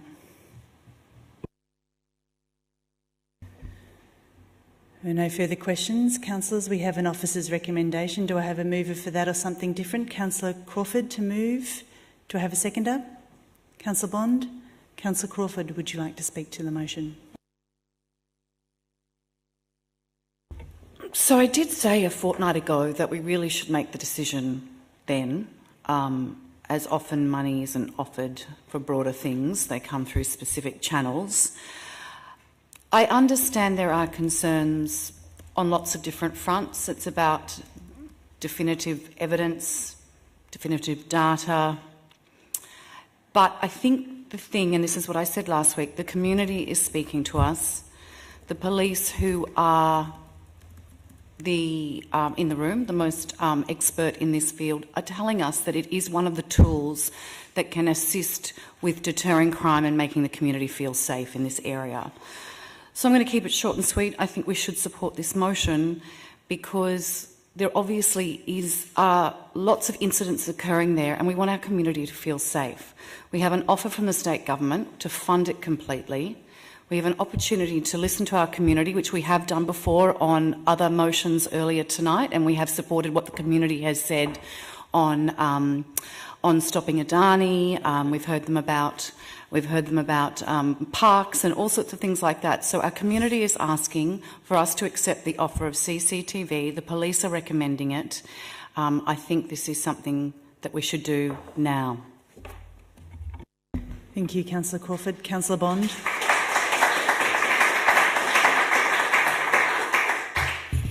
So it is wonderful being back in this room, as Councillor Gross mentioned earlier. For it was in this room in about July 2015 that Council made the first decision to support CCTV on Fitzroy Street. As per this decision, Council had previously rejected the idea of CCTV. The community then came along and spoke to us very loudly and very clearly and told us as a council, as we were then, that they supported CCTV very strongly and that we should do everything within our powers to accept, once again, a grant from the state government to install CCTV into Fitzroy Street. And I think, as Megan said earlier, and Roger, we've heard that the CCTV on Fitzroy Street has improved Fitzroy Street. Maybe it has pushed it to another area. I personally believe it's more to do with the closing of the Gatwick and the transfer of the people that used to prey on the people who resided in the Gatwick are now preying on the people that live in the Regal, and that's what we've witnessed happen here. It isn't the CCTV that's pushed it, but the dealers and all those that used to prey on the Gatwick is what we're witnessing there. I strongly believe this is not the complete solution. We do need an increased police presence in that area. We do need better lighting. There are lots of elements to this, but one very, very important one is the CCTV, as we have an opportunity here tonight to implement. Therefore, I urge my fellow councillors to not delay this again, to not ignore the community, but to support this motion that we have here tonight and get on and support install the CCTV in Grey and Little Grey and make those areas safer, just as like we have done for Fitzroy Street in the past. Thank you, Councillor Bond. Councillor Goss. So, Madam Mayor, I've got an alternative recommendation. Councillor Gross, you can only amend. Okay, so my amendment... Or you could foreshadow. Is it just an amendment? It's just an amendment. Okay. So I gave it to the officers to put into the... So it's an amendment? It's an amendment. Okay. So accepts the Victorian... It basically amends 3.3. Accepts the Victorian offer of funding to progress the installation of CCTV in the Little Grey Street Precinct in St Kilda, conditional on the Victorian Government meeting all full infrastructure planning, purchase, project management and operating installation costs of the additional CCT system and and being mobile in nature. Thank you. Can the gallery please remain quiet? Councillor Gross, would you mind highlighting the whole thing as a colour so we can identify that that's the thing that we're talking about at the moment? Councillor Gross has moved this amendment. Do I have a seconder? Councillor Simic to second. Councillor Gross, please speak to your amendment. I believe in CCTV. I've got it on my house. But there are a range of CCTV options. My real fear in this whole debate, and we've done it before, is that we've altered the built environment to move a criminal behaviour from one place to another place, and essentially over a decade or more moved the criminal activity, in this case it was street sex work, around the suburb. We spent a fortune doing traffic management that would move the circular beats, and all it did was dislocate and relocate.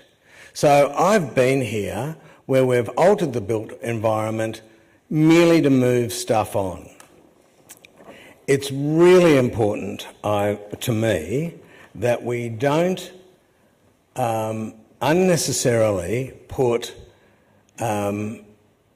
these cameras all up and down Grey Street.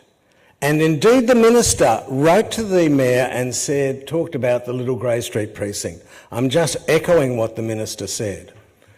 And my fear, if we do it with Grey Street, it will lead to displacement. Displacement will lead to a call for more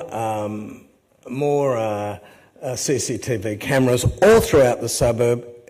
It won't be supported by the state government. It will be a looming cost of millions of dollars in the future for the city, and it won't make people safer. It'll just make new and different places unsafe.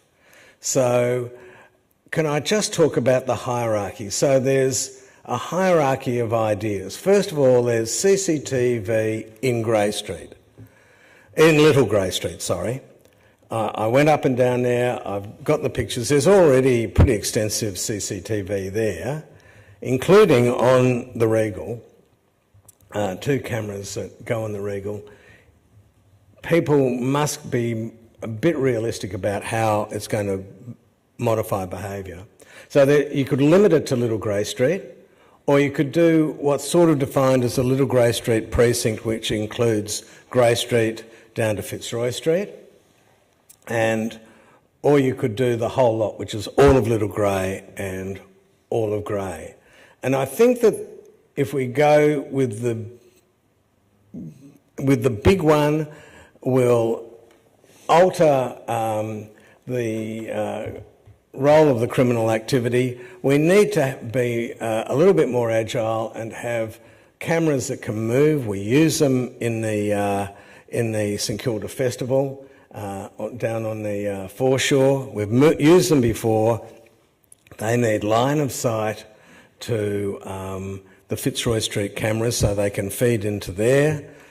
It will be more agile. It won't cause an arms race, and so we have an arms race around the suburb which will cost us a fortune and won't make people safer.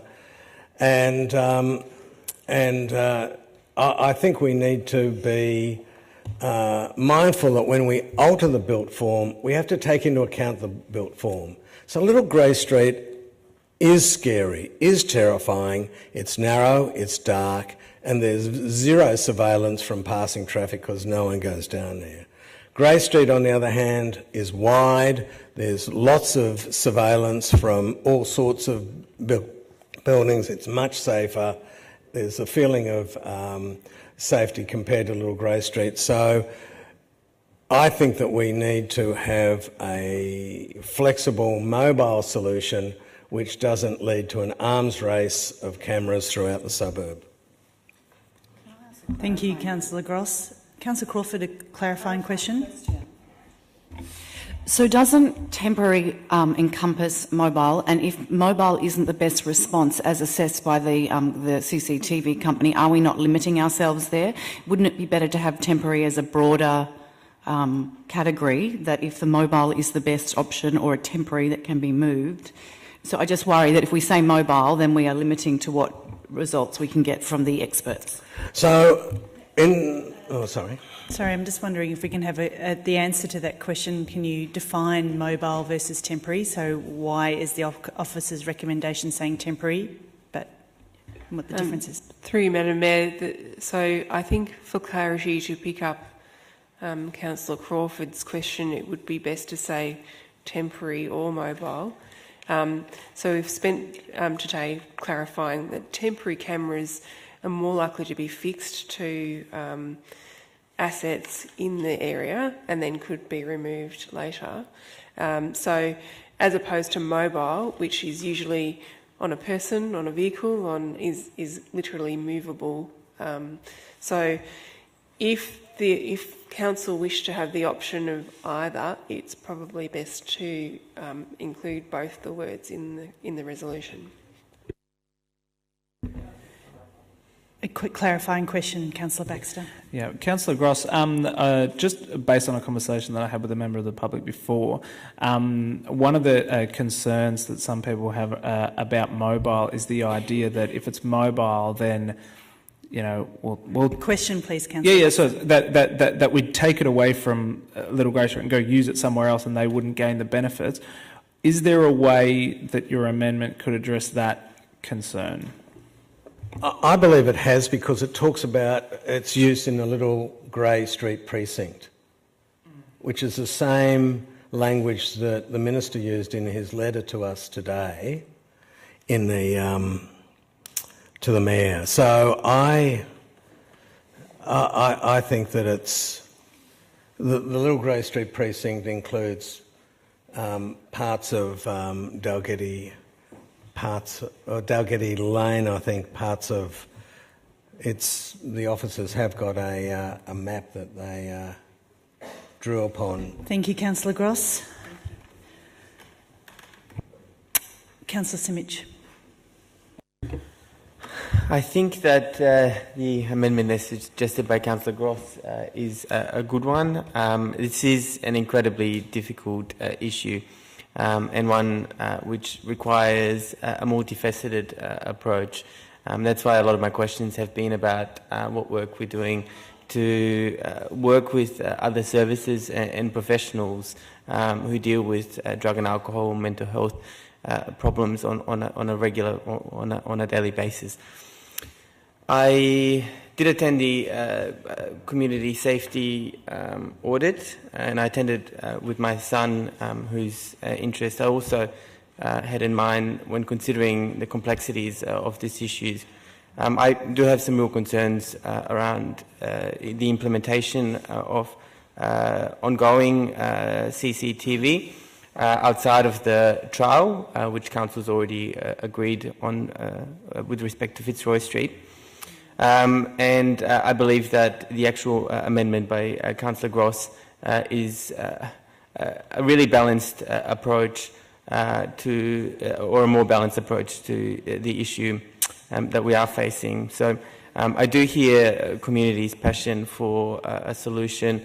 I believe that a solution has to be multifaceted and requires for us to talk and discuss and implement some of the other recommendations which came out of the community safety audit. In the morning session, I heard very loud support for a safe injecting room as an example, which I applaud as a really good evidence-based solution. There were also a myriad of other incredibly well thought out points brought forward, and I look forward to working with the community to ensure that some of those are implemented as well as we move forward. Thank you, Councillor Simic. I've got another clarifying question, Ms Jeffs or Ms Cox, about the use of the word mobile. One or two questions. Can you describe what that is, what mobile is, so that we can get a picture of what mobile is, and are we able just to move it when we like to wherever we like, and what process do we need to go through in order to do that? Through you, Madam Mayor, there's a range of systems available to us. So often the term mobile refers to something which is mounted on wheels on a trailer type system. Obviously, a huge amount of work needs to go into finding the space that's safe to have such a additional piece of infrastructure. So you need footpath widths and road safety, precautions around something like that. Other systems are relocatable. So that means the camera might be mounted somewhere on a pole or in a safe space, but can be taken down and moved to a different location at a different point in time. So I think, those systems can be looked at, and depending on the nature of what the objective is around this motion. So, Ms Cox, there was two parts to my question there. The second part was, so are we able to move this whenever we like, or does this need to come back to council to move it? What is the process? Through you, Madam Mayor, the council policy at the moment is around the trial, the temporary trial.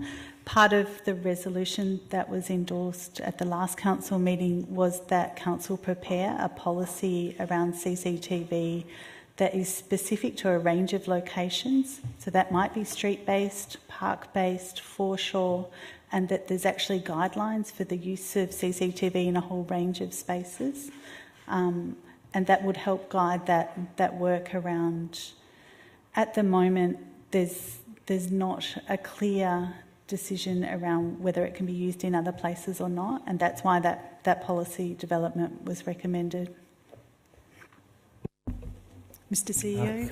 Through you, Madam Mayor, just to get clarity in terms of the amendment, because the amendment in one part talks about accepting funding for installation of CCTV in the Little Grey Street precinct, and then says provided that's mobile in nature. So just in terms of the clarity of that's mobile within the Little Grey Street precinct. So you'd only move it, is the intent, through you, Madam Mayor, to just move it in the Little Grey Street precinct. I'm not sure that's the intent of the amendment that you're putting. Because as it reads, it's accept the funding for the Little Grey Street precinct and then have mobile. So to answer the Mayor's previous question, that means mobile within the Little Grey Street precinct or mobile elsewhere in the city? Just to get clarity on that wording. So I'm not trying to confuse things, but I think it needs to be clear.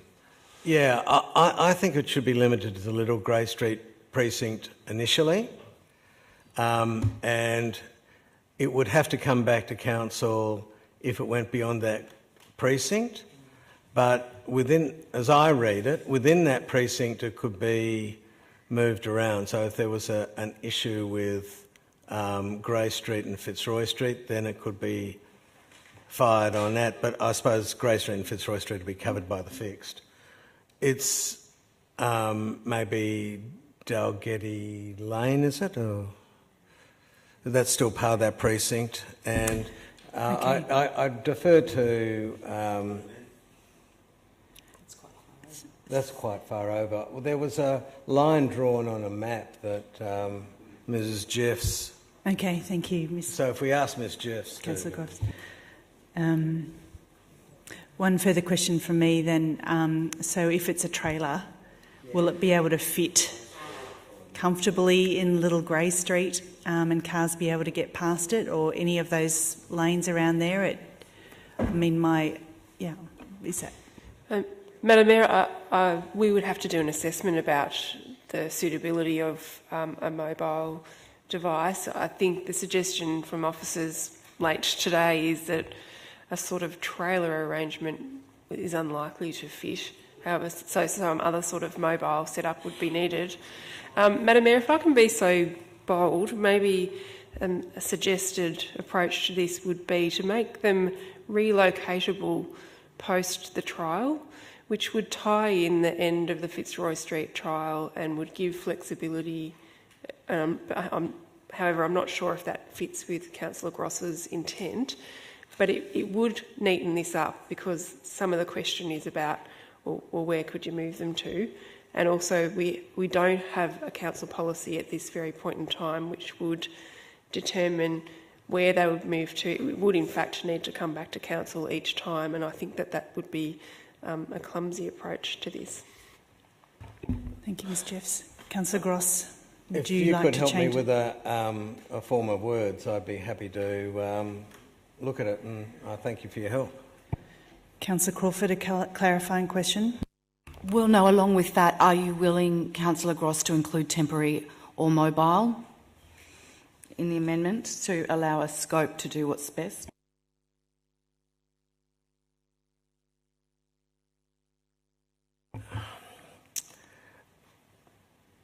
Councillor Crawford, I sort of don't believe that if we hammer something up, it'll ever be temporary. I think that temporary's over-ambitious. Once it's up, it's up. It won't ever come down. And that's why I'm squeamish about the word temporary.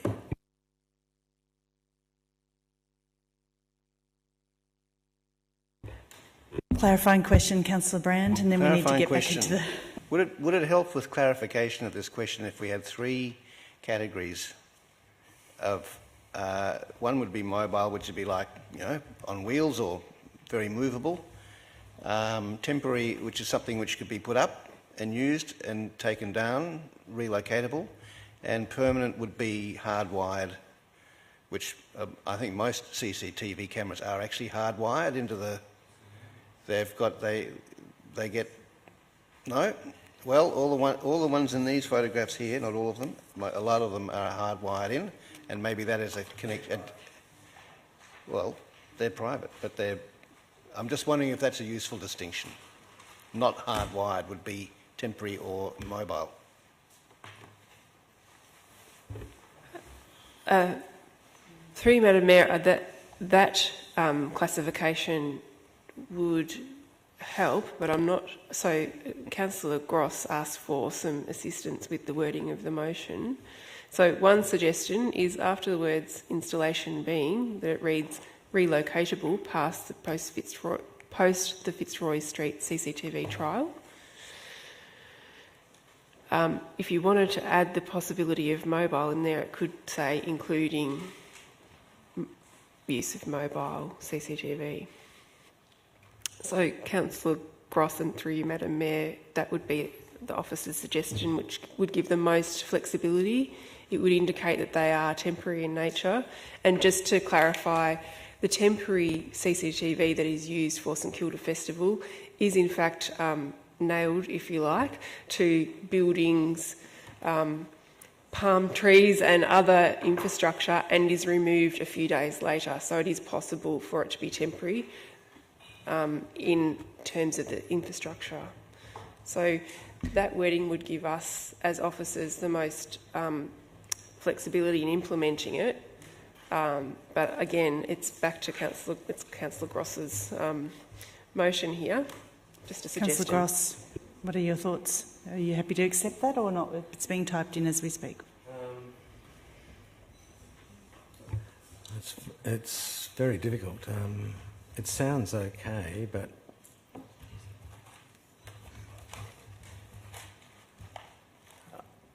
relocatable. I really want the word mobile in there.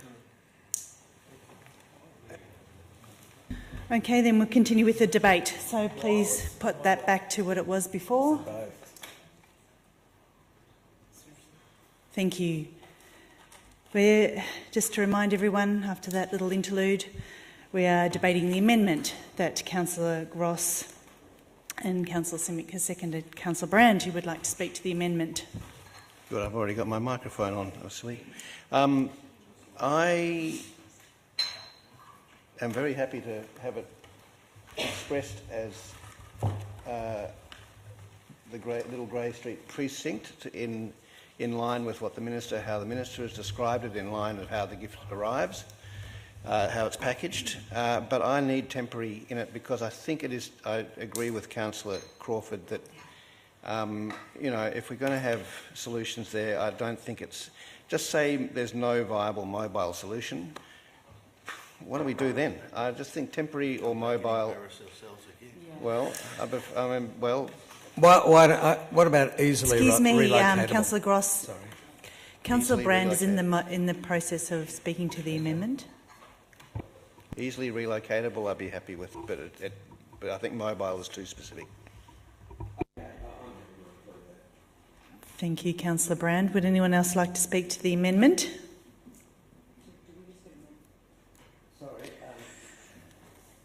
Could I seek some guidance, Madam Mayor? I'm happy to put easily relocatable in, or as was suggested. Is that back to the wording that we had just before? Yeah. Can you go back? Madam Mayor, I just wish to clarify with Councillor Gross, easily relocatable is on the screen. The other wording included post the conclusion of the trial, so that's just a clarifying question. Yeah, I like linking it to the trial because things will change after the finishing of the trial, or things may change.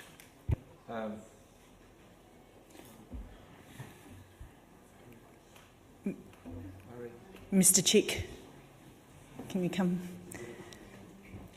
And then I'm going to ask Councillor Simic if you're happy with this.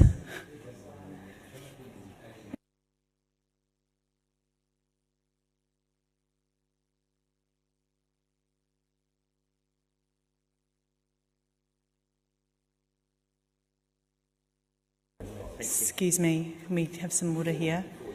So we've got Councillor Gross is suggesting re-amending his amendment. Are we happy with this, Councillor Gross?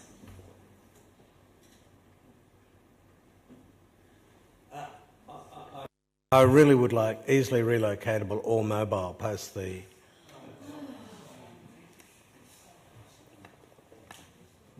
Councillor Simic, are you happy with that? My preference would be for easily relocatable and mobile, but I am happy to agree to this. So we've got an agreement to that. Okay, so we'll continue on.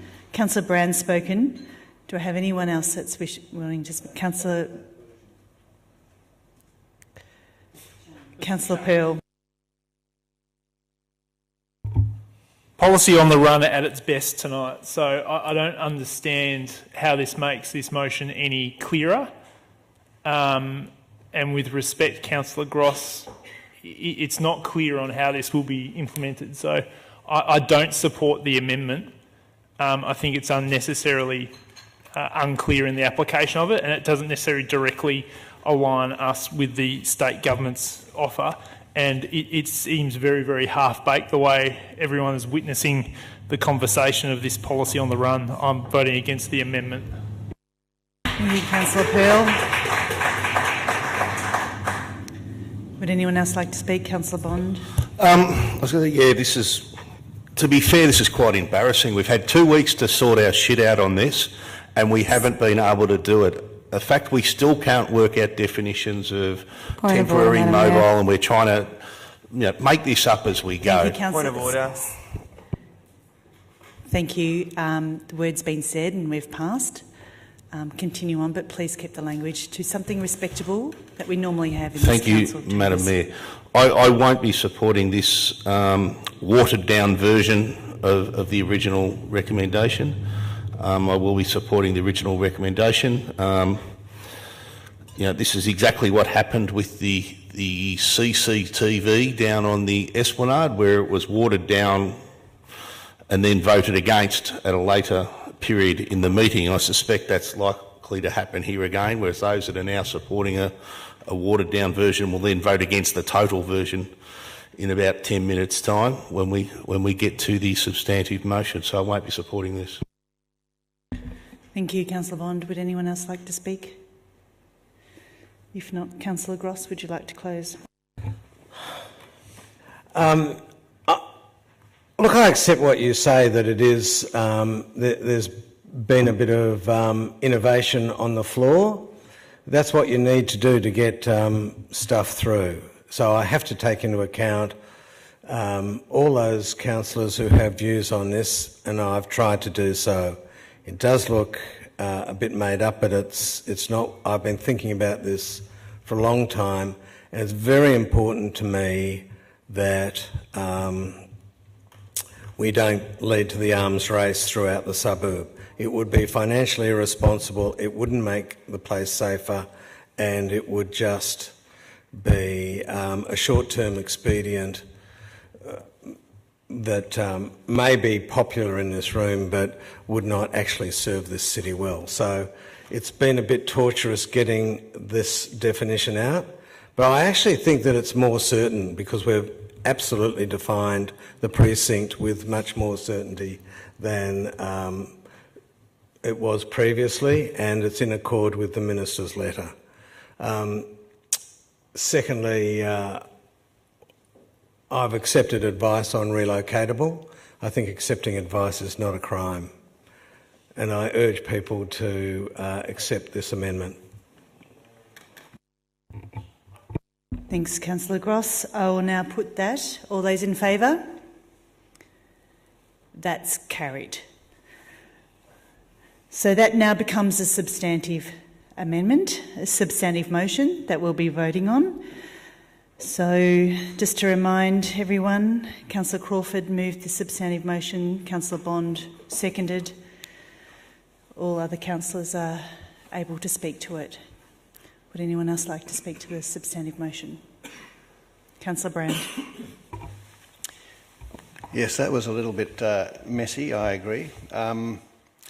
But I think that the motion stands still up well, and it certainly stands up with the way that I see what is necessary. I just want to explain what I think I've voted, what I would be voting for in terms of that last amendment.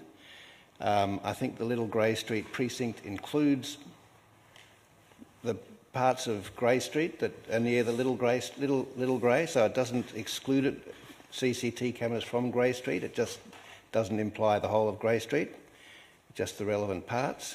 And I think the relocatable or mobile is like an incredibly messy way of saying what I just wanted to say in the first place, that it was temporary and not absolutely hardwired in, and it doesn't mean it wouldn't be moved away. It depends on what the results of the trial tell us. If they tell us it's successful, I'd be more than happy for them to stay. I certainly, the last 2 weeks since we deferred it last time has been incredibly difficult to get information and meetings happening because of Easter. A lot of this has arrived on us right just today, so there's going to be some inevitable difficulty with it, with wording and what have you, and it has turned out to be a bit of a dog's breakfast, but it does actually express close to what I think. The last 2 weeks have given us the opportunity to have more talks with the state government, obviously, and we have a much better idea of what they are actually giving us or offering us, much more clarified now than it was before. And also we had the community safety audit, which I thought was an excellent event. These are all streets that I know really well. I've lived in the area for 35 years. I've walked all of them at all hours of the day and night.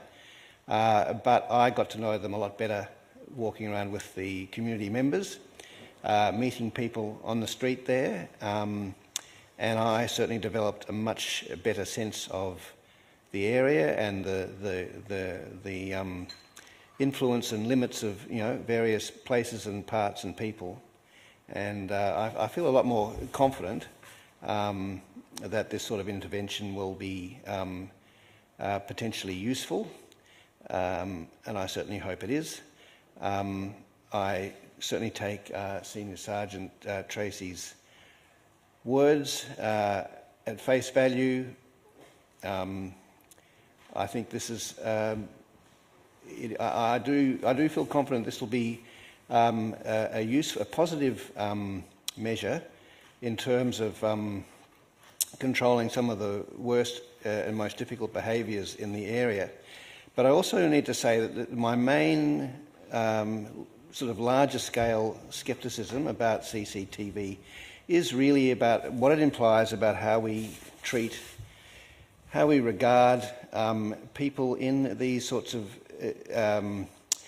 situations of drug addiction and sort of petty crime, street crime, and all the difficulties around this.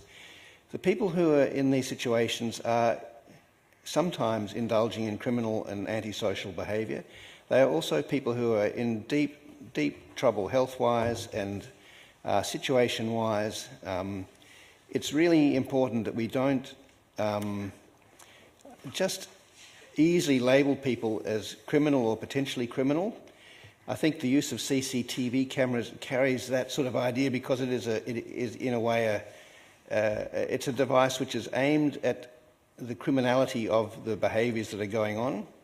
But I think, as Senior Sergeant Tracy pointed out, that a lot of the victims of this sort of the really bad behaviour are often the vulnerable people themselves, the people who are living in boarding houses themselves. It must be extremely difficult to be living in the Regal with all of this going on, and the people there need protection, I would imagine, more than anybody else. I'm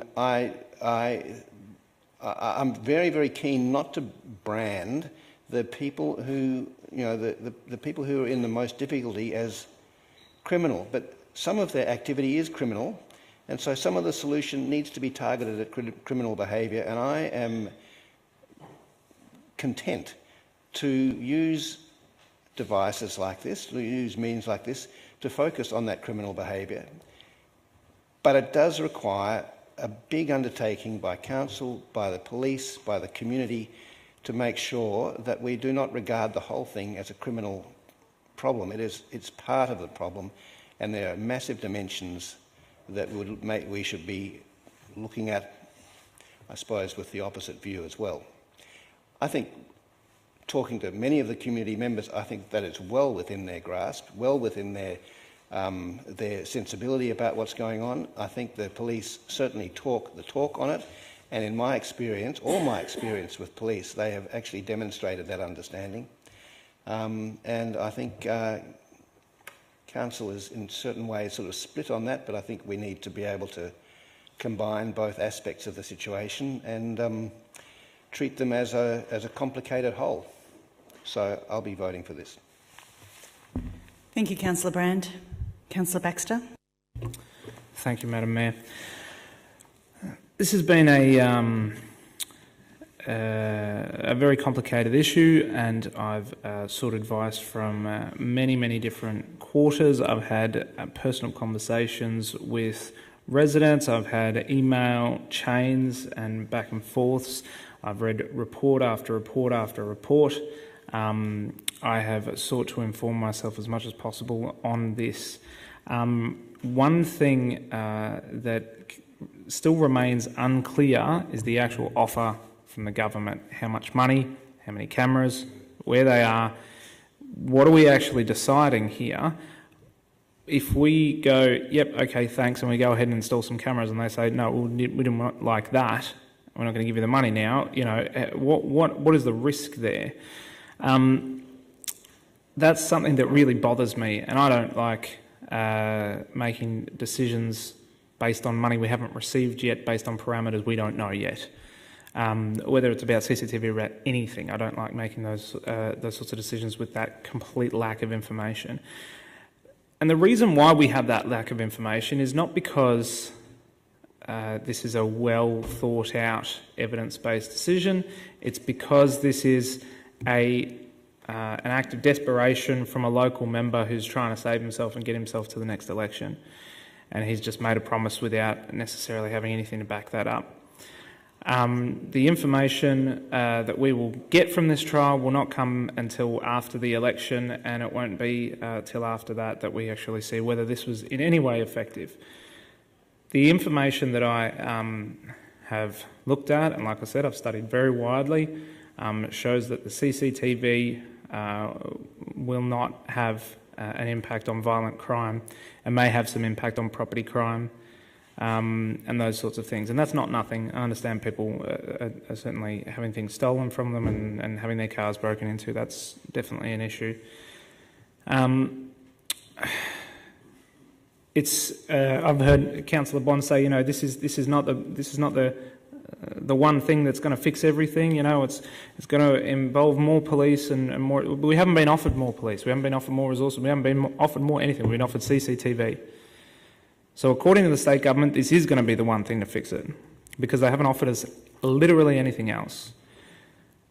We're going to have to work hard to try and work with agencies and vulnerable people to try and do what we can do. But the fact is, on a policing level, we are not getting the support needed to deal with, crimes against the person and actual violence, because council can't do a whole lot about that, about actual violence. It's definitely a police issue. So, having said that, I understand the concern that's coming from the community.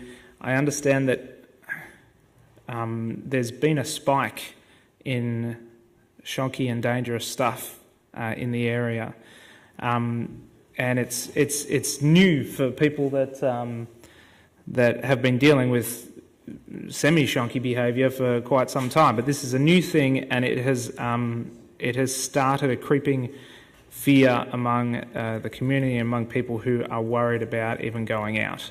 I understand that fear is corrosive, and it takes a very, very long time to build trust up within your own community again. It's very easy to break, it's not so easy to build. And so the desire is for some kind of circuit breaker to help people not feel that fear anymore, because it does start to take over your life. So I understand the desire for something here. I will be supporting this motion, which is a pretty big move for me, particularly because I don't think it will do what we're wanting it to do. But this is how far I'm willing to move as a compromise, because I think that we do need to do something to show some faith with the community. Maybe I'll turn out to be wrong. I don't think I will, but in a way, I'm actually somewhat more comfortable with there being relocatable cameras in this back street than I am with the cameras all over the public thoroughfare of Fitzroy Street, but that's a whole other thing. So I will be supporting this motion. We'll add it to the trial. We will see what we will see. I'm very, very worried that this will simply displace the issue. The evidence seems to show that. But we're hoping that we can establish a good working relationship with the police on how we can manage things like that. So, best of luck to us, I think. Thank you, Councillor Baxter. Would anyone else like to speak to the motion? No?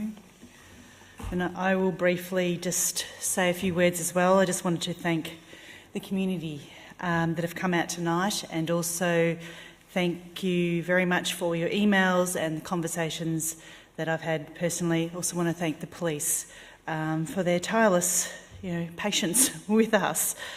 I feel for the community, and I do hope that we can help restore their peace with good governance and with this decision that we'll hopefully make tonight. I do feel like I'm being a bit blindsided here. I feel like something's being hatched and planned, and I'm seeing some things going on over the table, but I hope I'm wrong, because it looks pretty straightforward here. But I was happy with the officer's original motion, but I'd be happy to support this one. So, thank you. Madam Mayor, I might speak if that's all right. Councillor Pearl, yes. Sorry, I wasn't going to, but I will. So thank you for the community safety audit conducted by the police. I think that was a very beneficial thing for both council as well as the community participants that took place on it. It's heartbreaking to hear the stories here tonight about a community breaking apart, and the emails I've read. I also had a chance to see snippets of the activity log, which is a huge evidence base about what was happening in that locality. I'll use the word good initiative. It's not an appropriate word, but a good initiative to provide an evidence base to both the police and council so we could actually understand firsthand what was happening in your local area. To clear up a few things, there was no misconception about what council did 2 weeks ago. We definitely did vote against the installation of this. There was a very clear vote to install it. Point of order, and we Madam Mayor. voted against on what grounds? Councillor Pearl, what grounds, Councillor Copsey? And some misrepresentation of the council motion. Officers spoke to it earlier and were clear about the nature of the motion that was passed at council a fortnight ago. Mayor, I don't have time to bring the minutes up, but if you refer to the minutes of the previous meeting, Councillor Copsey, you'll note a division was called, a motion was voted on, and it was defeated.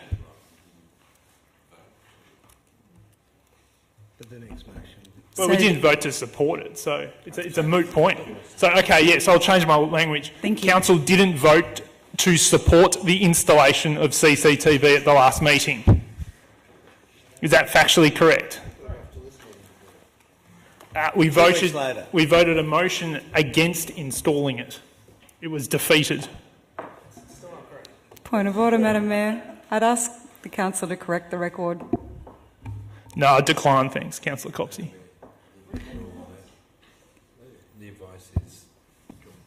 Yes, thank you. Through you, Madam Mayor, to be correct, and the motion of council is in the report. Council neither voted for or against the installation of CCTV. They voted to have further discussion and bring that back to council for decision.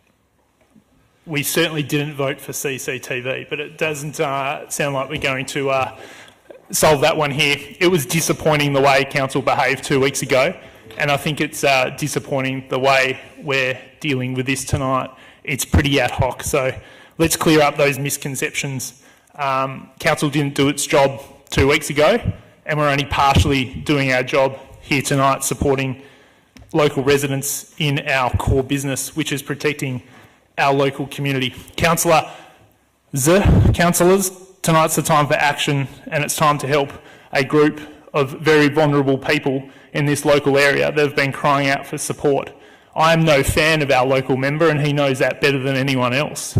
But I think he's had unfair criticism here this evening about the motives of installing these assets. The situation in this local area has substantially changed over the past 6 to 12 months. This action is entirely appropriate, and we shouldn't have delayed taking the state government up on their offer to install these cameras. We should get moving and get them installed as soon as humanly possible. I won't give him too much of a compliment because I was extremely disappointed that he took it upon himself today to post a letter that was posted to the Mayor on a public forum through Facebook, which I think was disappointing at best, and that's not the sort of behaviour or relationship we want to have with our state government or our local member. It was unacceptable and very, very disappointing. Just finally, it's good to see that I think a Greens councillor tonight will support it. The Greens have no credibility on CCTV. I did some search. So, a point of order, Madam Mayor, can the councillor please speak to the motion and not about external parties or events? Thank you, Councillor Baxter. Yes, please speak to the motion. Speak to the motion. So, this motion tonight supports CCTV installation to support our local residents in area. I'll note that there was a Greens branch that supported CCTV installation to support animal cruelty, which had some definite merit to it. But I think credibility-wise, humans are our most important asset in this municipality, and I'm looking forward to seeing these CCTV cameras installed, regardless of all the political back and forth we've heard here tonight and over the past few months. Thank you to the local residents, and I'll begrudgingly support this motion. Thank you, Councillor Pearl. Councillor Crawford, would you like to close? I'd definitely like to close. So things have changed on Fitzroy Street, and I, like many of the people that have spoken tonight, have worked on that street for about 15 years. And I'll tell you when I knew things had changed and why things have changed. My personal opinion and observation is the drugs have changed. Once upon a time, the drugs were a less aggressive type. The heroin people would keep to themselves. But more recently on the market, unfortunately, there are drugs that have become more aggressive, and the behaviour on Fitzroy Street changed. And the cops used to come to us. We had dodgy CCTV in our restaurant, and the cops used to come to us when there would be incidents. And my boss wouldn't be in, and no one else knew how to download the footage, and the police would phone or come back about 5 or 10 times before my boss would ever get the CCTV footage, which is highly unhelpful in getting arrests or following up on incidents or making the street safer. It's not an effective way to respond. And the particular morning that I didn't realise that things had changed on Fitzroy Street was when I was setting up at about 6:30, and there was blood, more blood than usual on the pavement, and then all over our tables. And I thought at first on the tables it was red wine when I was cleaning it up. But when we checked the CCTV footage later, after finding out there had been a serious fight that had come over onto our balcony, and I'd seen the guy biting the face on the CCTV of the guy he was beating up, I thought, that's not really the Fitzroy Street kind of behaviour that we're used to see. Now, it's not ideal, it's not perfect. The CCTV is not going to fix everything, but it is going to allow the police to respond in an effective and timely manner, which all the private CCTV and that does not allow. It will be tapped back in to the more proactive CCTV that's in the station, like the Fitzroy Street CCTV cameras are. So I also want to point to the thing that this isn't a response about an election promise. This is about our local member responding to the community who have turned up multiple times to tell us that they are having issues in this area. It's a response to the police asking for more tools in order to keep the community safe. So I ask you, councillors, can we listen to our community and please vote for this CCTV?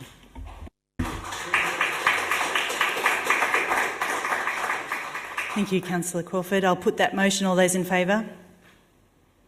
All those against? That's carried.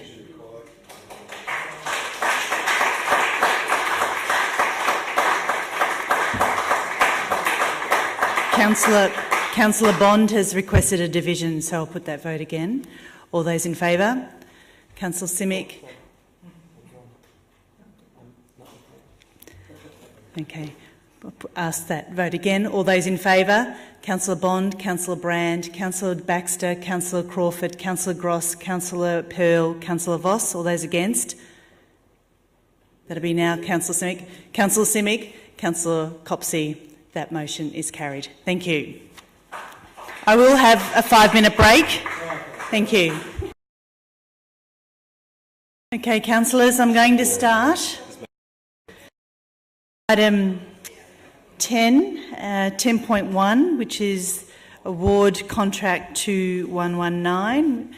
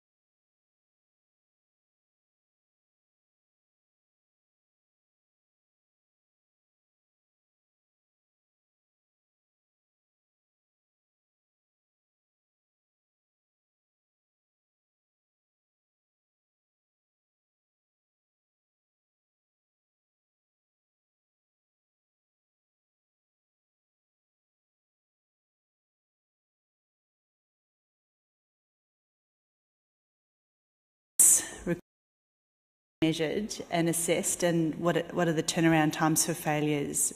I'm hoping we've got really great service contracts. Through you, Madam Mayor, those details will still be refined with the vendor. However, we have preliminary draft specifications around timeframes based on the priority of the outage.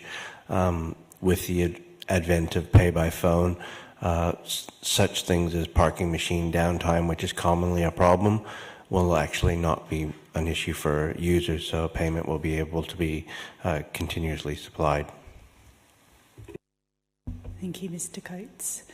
Any other questions, councillors? If not, we've got an officer's recommendation. Councillor Copsey to move. Do I have a seconder? Councillor Baxter to move. To second. Councillor Copsey, would you like to speak? Councillor Baxter? Would anyone else like to speak? Then Councillor Copsey. Just thank the officers for it. It's a detailed report that outlines our tender process, and I just wanted to say that though these reports often have kind of, a not very inspiring title, this is actually a really good example of council getting on and delivering on a problem that is a big issue for us locally. As our streets become more congested, nobody likes cruising around looking for a park. And so actually there are some really important advances that we'll be making to parking service delivery under this. I'm looking forward to seeing some of the things, including easier and convenient online services, including pay by phone, and I'm also really quite excited about the wayfinding app, which would actually mean that people don't have to just blindly drive around, that they might be directed towards where there is actually parking available. So I'm looking forward to seeing some of the benefits under this contract realised, and yeah, it's a good step forward.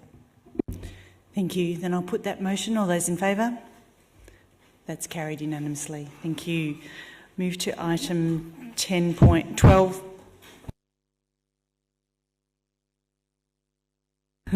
12.1, Contract 2095, which is the Panel for Strategic Planning and Advisory Services. We've got no members of the public that have requested to speak. Councillors, do you have any questions? Councillor Copsey?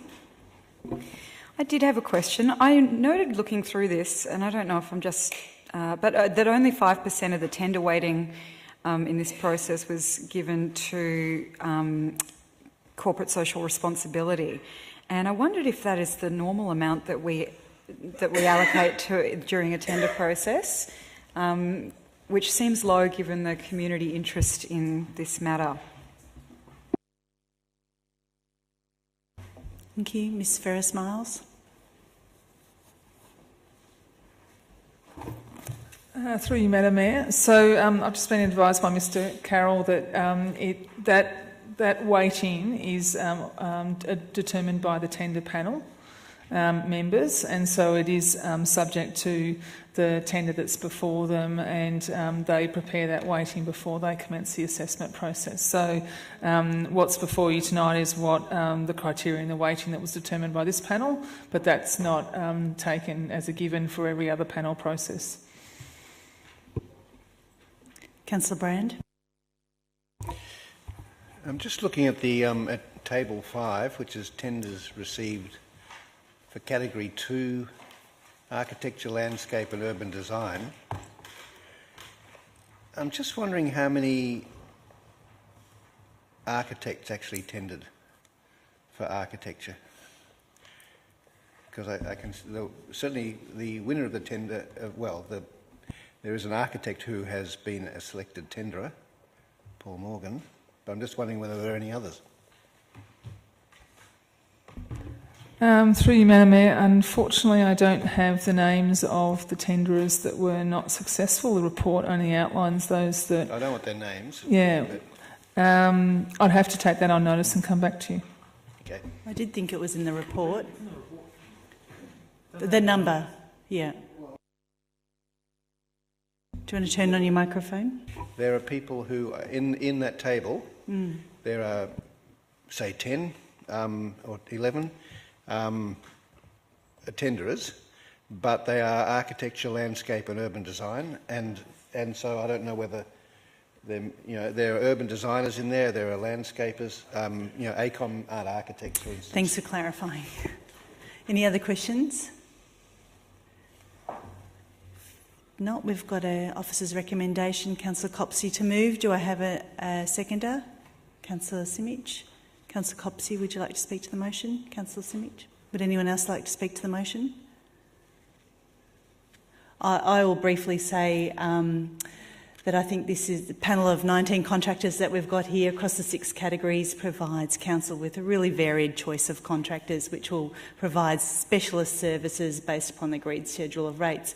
I think it's very sensible that we've done this in this world with not enough people to do all the jobs that we've got, and those that do sort of apply charge the highest price. So it makes a lot of sense, and hopefully it will enable timelines and prices to be more finely tuned going forward. So we'll see whether that comes out of it.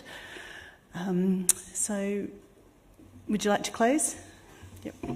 It's sort of to that point, we've got a huge agenda and a huge amount of development planned within our municipality. Particularly with Fisherman's Bend. I think that keep repeating this, I think the scale of change that's coming to that precinct is difficult for current residents and community to imagine and contemplate, and so it's really great that we're putting advisory services in place that will help us deal with the load of strategic work that we have to do around planning. It's very important so that we can build communities that are functional and enjoyable for people to live in into the future. Thank you. I'll put that motion. All those in favour? That's carried. Move on to 12.2, proposed local law storing heavy vehicles within municipality. Again, there's no one that's requested to speak. Councillors, do you have any questions of the officers? I've got a couple. I just wanted to understand why there is information about fireworks changed in this heavy vehicle local law, if you could, and why it talks about the community amenity local law number 3 and the footpath trading law. If you could clarify those changes, please. Thanks, Ms. Rosick. Through you, Madam Mayor, the changes to the local law, or proposed changes to the local law, are marked on the attached local law to the report. There is no change to the references to fireworks, even though they've been crossed out. There is no actual change to that. There is only a proposed new local law to regulate heavy vehicles parked on residential properties. It's a requirement to mark all changes and make that evident to the community. In regards to the notes on the actual local law, that is currently marked on the current local law number 1, which was endorsed in September 2013, and it notes the pre-existing documents that were in existence prior to the creation of the local law in September 2013. Thank you. Another question is the criteria for issuing the permit would also needs to be developed. How will the criteria be developed? The criteria will be developed pending the enforcement of the local law. The criteria will be developed and consider other criteria used by other similar local government authorities, and will consider things such as the impact on the local amenity, noise, also the level of support provided by neighbouring properties, both adjacent to and opposite the proposed location for the parked vehicle. Thank you. And one last question from me. It talks about extensive consultation will be undertaken with council staff and the community. Can you just outline what extensive means?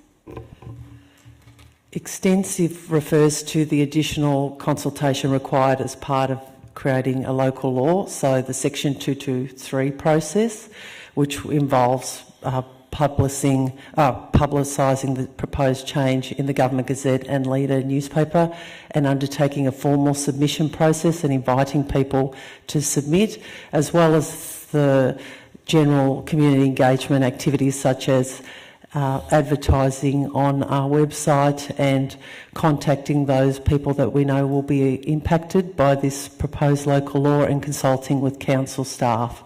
So it's a more formal process. Thank you. Any other questions? Councillors, we have an officer's recommendation. Councillor Pearl to move. Do I have a seconder? Councillor Crawford. Councillor Pearl, would you like to speak to it?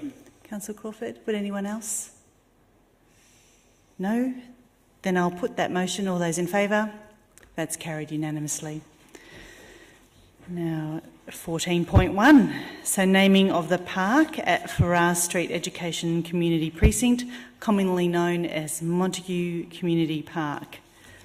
Councillors, no members of the community have requested to speak to this. Do you have any questions of the officers?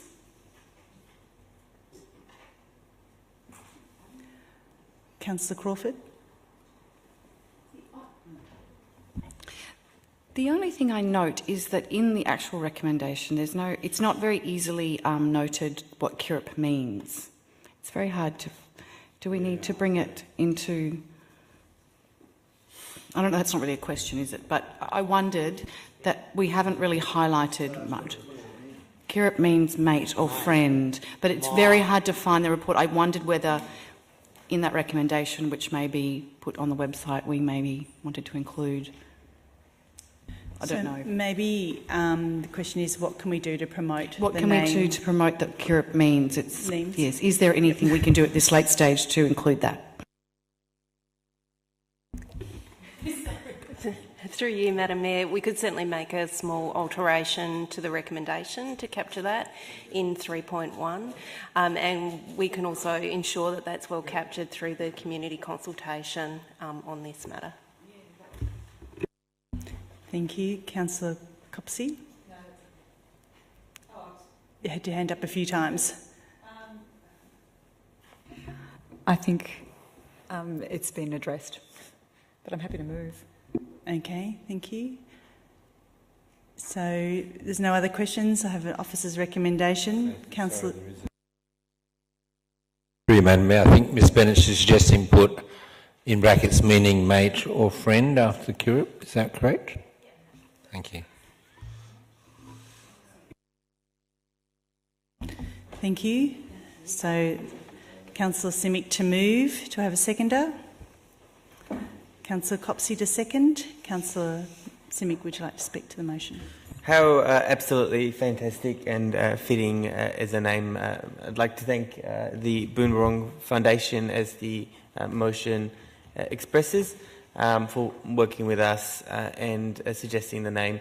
I believe that recognising Aboriginal heritage and their ongoing relationship with the land and their continued relationship with the land for over 40,000 years is incredibly important for Council to continue and to ensure that we do.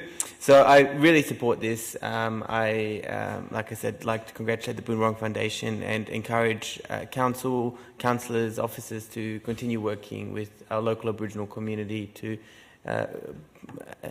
provide them with the utmost respect that they deserve and to continue looking at other ways for us to promote Aboriginal heritage in our area.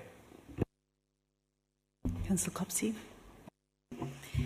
Yeah, it's a great convention that we are following in using local Indigenous words to name significant features.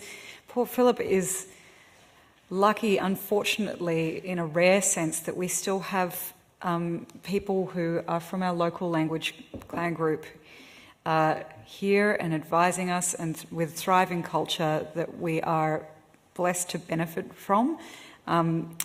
It's great to see language being revitalised. I'd like to acknowledge the work that the Boonwurrung Foundation does and our other stakeholders who've contributed to this engagement process to come up with a really, really fitting name for this new community space. And I hope that this helps to ensure a little bit more focus on the ongoing culture we have and to build new connections within our community at this great new space. Can't wait to visit CURIP Park. Thank you. Councillor Baxter. It's a great name. Councillor Pearl. Very happy to support the name of the park. I was slightly disappointed that we didn't get a better outcome with the school, and this would be no surprise with some of the my fellow councillors, but South Melbourne Primary School that's located in Southbank. The idea I've pitched to my fellow my ward councillors is I'm very eager to get this precinct. I think its future is very defined about place and presence, and I think it deserves its own name. So I would hope one day we can get Montague, the suburb, Melbourne's newest suburb, defined so the future community there can be attached to the past. In 1875, there were 560 houses and hundreds of families living in this area. The train station changed the area in 1883 when the railway line was put in. In 1900, there were more than 1,000 houses and 200 laneways in this beautiful community there, which then fell into decay given the way the buildings were constructed, and the slum board cleared the area in the 1930s and 40s. So it's an area with really rich history, and my mindset is that renaming that area Montague or having some key institutions placed there that refer to its previous history will help us as a council and the community there build that, connect its past to its future, and really drive a sense of community and presence there. It's a very historical place through European history, and it was also the pathway up to the traditional meeting place for our Indigenous community also. So it's a hugely historic place that I think there's more work to be done on, some very symbolic things that in the short term don't add up to much, but in the long run could change the future immensely. Happy to support this name, but I'll also be working behind the scenes to see if we can strengthen the way we interact with that community. Thank you. Anybody else? I'll also mention that I chair the Port Phillip Cultural and Heritage Reference Committee, and it was very interesting to note, amongst other things, amongst other groups, there's all the historical societies sitting around the table, and some of them have actually submitted names to this process, which did make the final list of 12 that we were actually looking at. And after going through it, I have to say the process was incredible, that unanimously we all selected Kirrup, being something simple you could say, something that meant something like mate, friend, and so all of their own preferences actually paled in significance to this name. So I think that's something to say, and so with the unanimity of that group and hopefully this council, I think this name's going to go far. So Councillor, who am I? Councillor Simic, would you like to close? No? Then I'll put that motion. All those in favour? That's carried unanimously. Well done. Notices of motion, there are none. Council reports by council delegates. Councillors, any reports? Not tonight. Item 17 is urgent business. There is none. Item 18 is confidential matters. So, and we do have one. So, pursuant to Council's meeting procedure local law, the CEO has requested I've given consent to adding a confidential late agenda item to the meeting tonight relating to the Balaclava Precinct, Marlborough Street affordable housing. So I'll now call on a councillor to close the meeting. Councillor Copsey, Councillor Gross to second. I'll put that. All those in favour? That's carried. So we'll close the meeting in accordance with Section 89 2D of the Local Government Act 1989 as it relates to a contractual